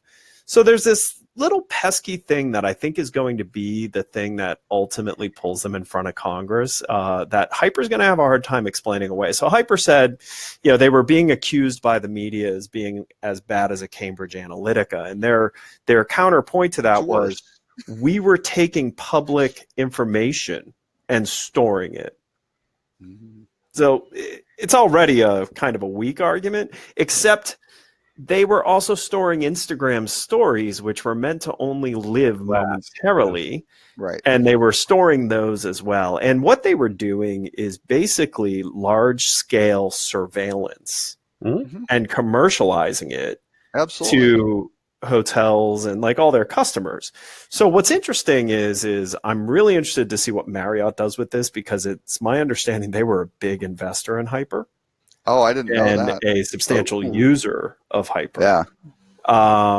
And so Hyper has shut down their platform because, without Instagram, they're doing it on Twitter and no one looks at Twitter. They just look at it to retweet, not to actually transact. Yeah. And Facebook now has sent out a warning to all of their marketing partners that if you're doing anything that violates their terms of service, and if you're scraping in any way, and they actually go through defining the different ways you could define scraping data off of their platform, that they will pursue you and shut you down, blah, blah, blah, blah, blah. So, and I hate to bring it up because I actually know someone who invested in Hyper and I feel horrible for them. However, crappy marketing is not going to continue to survive. The walls are closing in on crappy marketing. And if you are doing anything, like, I don't know, spamming people on these networks, storing anything that they post without, upfront permission on that and clear understanding, these things are going to come to an end. And they should, because you shouldn't be doing this to your guests. You should not be surveilling your guests. And there's one more article that came out about this, which is the FBI had actually been putting out bids for a Hyper-like platform so they can dragnet all the different places people post publicly as an advanced surveillance program. Yeah. But what could go wrong? Yeah. What really makes me laugh is on one of Hyper's testimonials on their site before they've adjusted it, was actually someone saying, I can't believe it's legal. That's great. Yeah. Yeah. Well, and there was a CNBC article about, and they have Karin Tampone, talking about, we're geofencing this, we're capturing all the social media stuff and doing this, and the M Live team or whatever they called it, it gets back to them and all this stuff. So it was just like, this is surveillance. It is. Yep. Well, I mean, if anybody wants to see this in real life application, just download the app Banjo. And, is Banjo still functioning? It was last time I looked. Yeah. Oh, can't see it on the website anymore. Website got shut, turned down to just being a brochure site, but The app still works. It still shows trends and points and stuff. They've taken off putting people's icons of their profile pictures and so forth, and they've taken off exact locations of the post. They've bubbled them rather than pinned them, but you still see by based of area and range what is being posted geo-sourced, and then you see what's being posted up that's publicly available. Well, and there was an app. What was it? Where Are My Friends? Or Friends in Town that just got shut down. That was basically doing what Hyper does, except telling you which of your Instagram followers were in town. Yeah, right. Well, I mean, Facebook had their nearby. What's nearby is still, and it's in general form. Yeah, but it's that's now often. There's a difference. Yeah. Nearby, you can actually turn it on or off. Right. And it's not defaulted to on. Mm-hmm. Okay. What these other platforms were doing was they were, without people understanding, they were recording everything and building a profile on that person. Mm-hmm. That's wrong. Yeah. Mm-hmm. Yeah. Oh yeah. Yeah, well, and actually, Marriott, the page on Hyper is still there with like the testimonials and why Marriott uses on 60. And yeah, that Marriott hasn't come in and said, "Can you take us off of there?" Anything like that. But I mean, again, the testimonials they've got. Jacob Walker, Senior Manager, Social Media, Asia Pacific. The Hyper platform provides us with an extremely rare opportunity, a way to market to our customers quickly, seamlessly, and genuinely. Enable us to engage in a way that's never been done before. Never have we been closer to the true voice of our customers. Do your customers know that? Would be the first question. Yeah. And then Marriott Indy Place. The front desk and concierge teams do a wonderful job of connecting with our guests during the check-in process and taking the extra steps to make their stay special and personal. Using Hyper allows our team to extend that hospitality even further, enabling us to make more connections and create special touches. It's like being a stalker. Yeah. It's like hold on, no, you're being hospitable. Yeah, exactly. Please, by spying on them. Yeah. And see, that's what Ed is doing with his cat hotel. He's bringing the cats in and putting them on shelves. He's being hospitable. So it's the same thing. What's the joke? Nobody's listening to us. You laugh, we laugh. Alexa laughs, Google laughs. Yeah, exactly. Exactly. I've not heard that before. That's funny. That is funny. No, it is. Here's the thing. I think there's going to be a lot of shakeup here because Facebook's under immense pressure to handle this type of stuff. So I'm just going to say, if you're doing anything on these social platforms that involves injecting yourself into someone's conversation in an unexpected manner, so that would be not using the ad network that the platform has. Instead, I don't know, listening and commenting actively on posts that weren't directed to you, or scraping. So by the way, scraping data, I know some of you may not understand this, but the platforms that scrape imagery off of these social networks, imagery contains personally identifiable information. Mm-hmm. So if you're doing any of these things, the days of being able to do that are numbered, because Facebook is under immense pressure to shore up all these different ways that people can build very evil loose ends. And if you're not sure whether you should be doing it or not, you probably shouldn't be. If you're asking that question, you should not be doing it. But I always tell my kids this, when it comes to, I've got a 13-year-old that's just starting to dabble in social media, and I always tell him, unless, whatever you're posting, unless you wouldn't put it on a billboard right out front of your nan's house for her to see, then don't post anything on the internet. Don't send it as a message to anyone else, because as soon as it leaves you, it's potentially public, right? Yeah. That's the same thing you should do with your marketing efforts. If you don't want every customer to see outside their house on a billboard exactly what you're doing and why you're doing it, if you're not comfortable with that, then you should not be doing it. What should I do with that picture that you sent me about you? But no, very true statement. Perhaps to that. Lauren and I my relationship with Stuart is apparently very different from Lauren's relationship with Stuart. I'm not sure. So the other thing, since we're probably at a point where no one's going to watch this part, I think it's very funny. I think it's very funny in the last email string we all had about the first article, how Dan Waxman like put a really funny joke and zinger against Lauren, and no one has responded to it.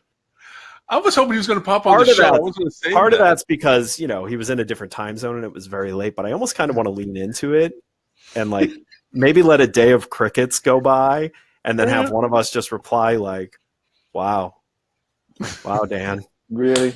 You crossed the line, Dan. Because it's like literally the first time he's really, kind of dug into it. I will point out, though, that I'd made the same joke about 5 emails before that. Yeah. He did. It was verbatim Stuart's joke. Yeah. So. Yeah, he did point that out. But now it'd be even funny if we act like he crossed the line. He was. That's what I'm saying.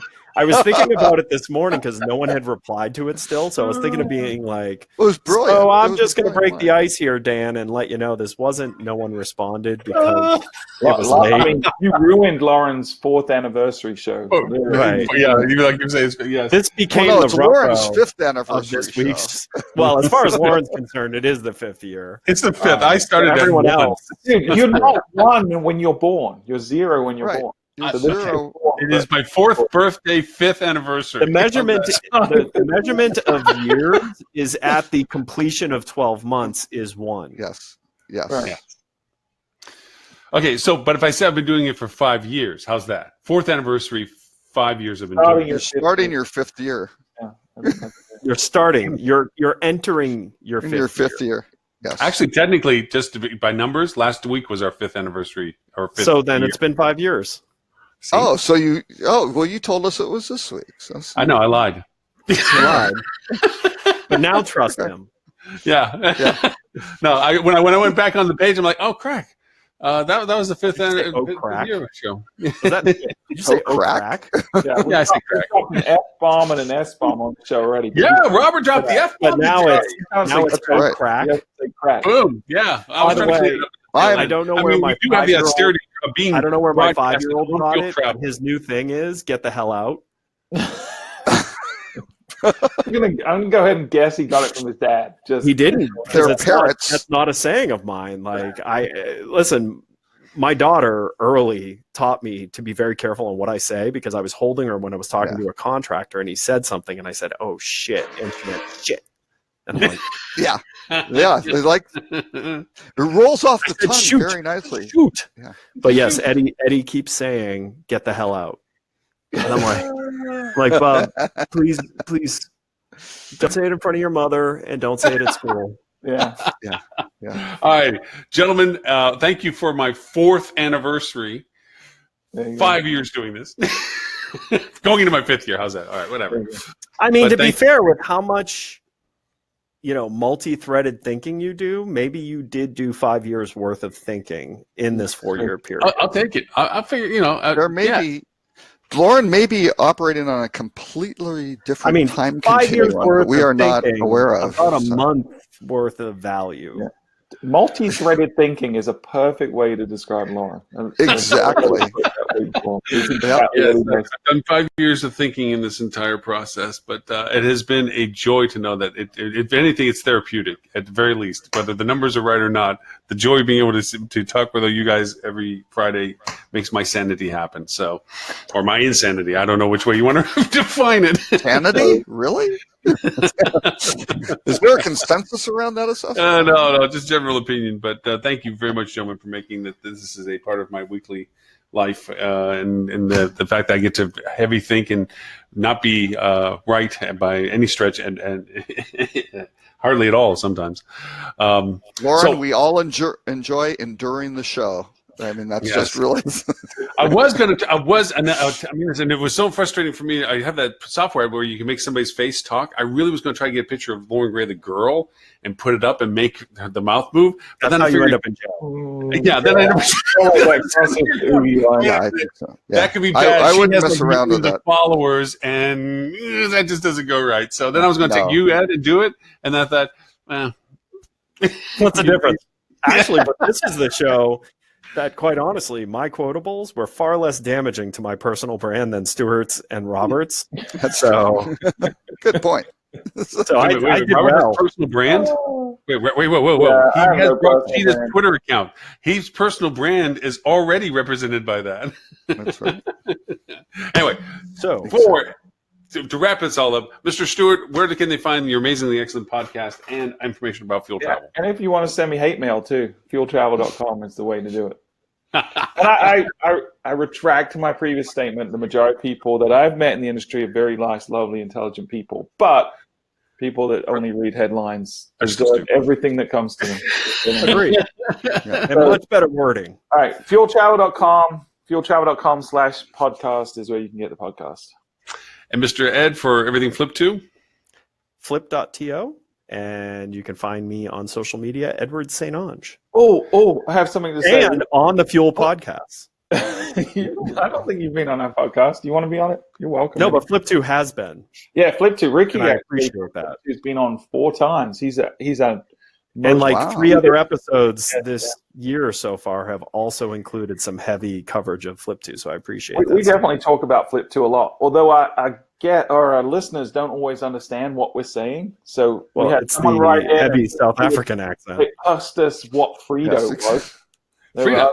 Yeah. I'm not mad at that. The past week, Melissa, our director of analytics, was looking at the search queries that come in on our website, because like any good website, we have a nice little search feature so we can understand what people are looking for. And in the top 100 queries, we had Flip.2, Frito, and what was the other one? I don't remember. There were 3 things Flipdo. that all had searches related to Flip2 on our website. Wow. Nice. Frito was one of them. So, yeah. Nice. Frito. Yeah. Frito. Love it. And Mr. Robert, for Rock Cheetah, I mean, you have a great Twitter feed, which people should all subscribe Please to. do Click not subscribe. do that. Do not do that. RockCheetah.com or Robert K. Cole on social media. Robert K. Cole is fine. That's okay. Rock Cheetah's Twitter account, maybe not. So Yeah. Well, I mean, let me just give you the difference in expectation. Robert K. Cole is going to be mostly concerts with his family and cats, whereas Rock Cheetah is everything else. is everything else. Rock Cheetah, the Rock Cheetah Scraping the Twitter internet. feed is trying to catch up to the To volume Tim of Peter blog. information on timpeter.com. Exactly. There's just no catching up on that. That's just, And you know, Lauren Gray, if people want to go through and count how many episodes there have been to audit whether it's been 4 years or 5 years, or find out if they want to talk to you, where should they go? at hospitalitydigitalmarketing.com/live for this and all previous 209 episodes. Well, hang on. Full disclosure, because we were on Huzzah and Blab, they're going to go back and go, wait, they've only been on for 2 years because we can't No, find anything. actually, Robert, I saved every show we had recorded and I reloaded them all up. The Blab ones? You Yeah. salvaged the Blab shows. Wow. It's just- I it's had Those no- were gold. That's like How when we were long good. How so long good. did that take? Well, That's when when Blab Stuart, went down, that's when actually, Stuart first started. Yeah, I mean, when they first said they were going to go defunct, they already were recorded, so I just downloaded them while they still allowed me to download them. And then when Jose went over and did the same thing, I downloaded them from there before they shut it down. So it's not been like I went back and did it all at once, but I had to go back each time they were killing the baseline. So anyways. By the way, too, this is the last week that I will be here and not talking about college football. So I was about to say we're about to go over and start getting into the whole world of football. Yep, I've lit up a new Twitter handle. You had to change your Twitter handle, did you? I realized it was probably smart too. Separate UCF rants from the Flip 2 rants. Yeah, So I just shut down the Flip 2 one. Exactly.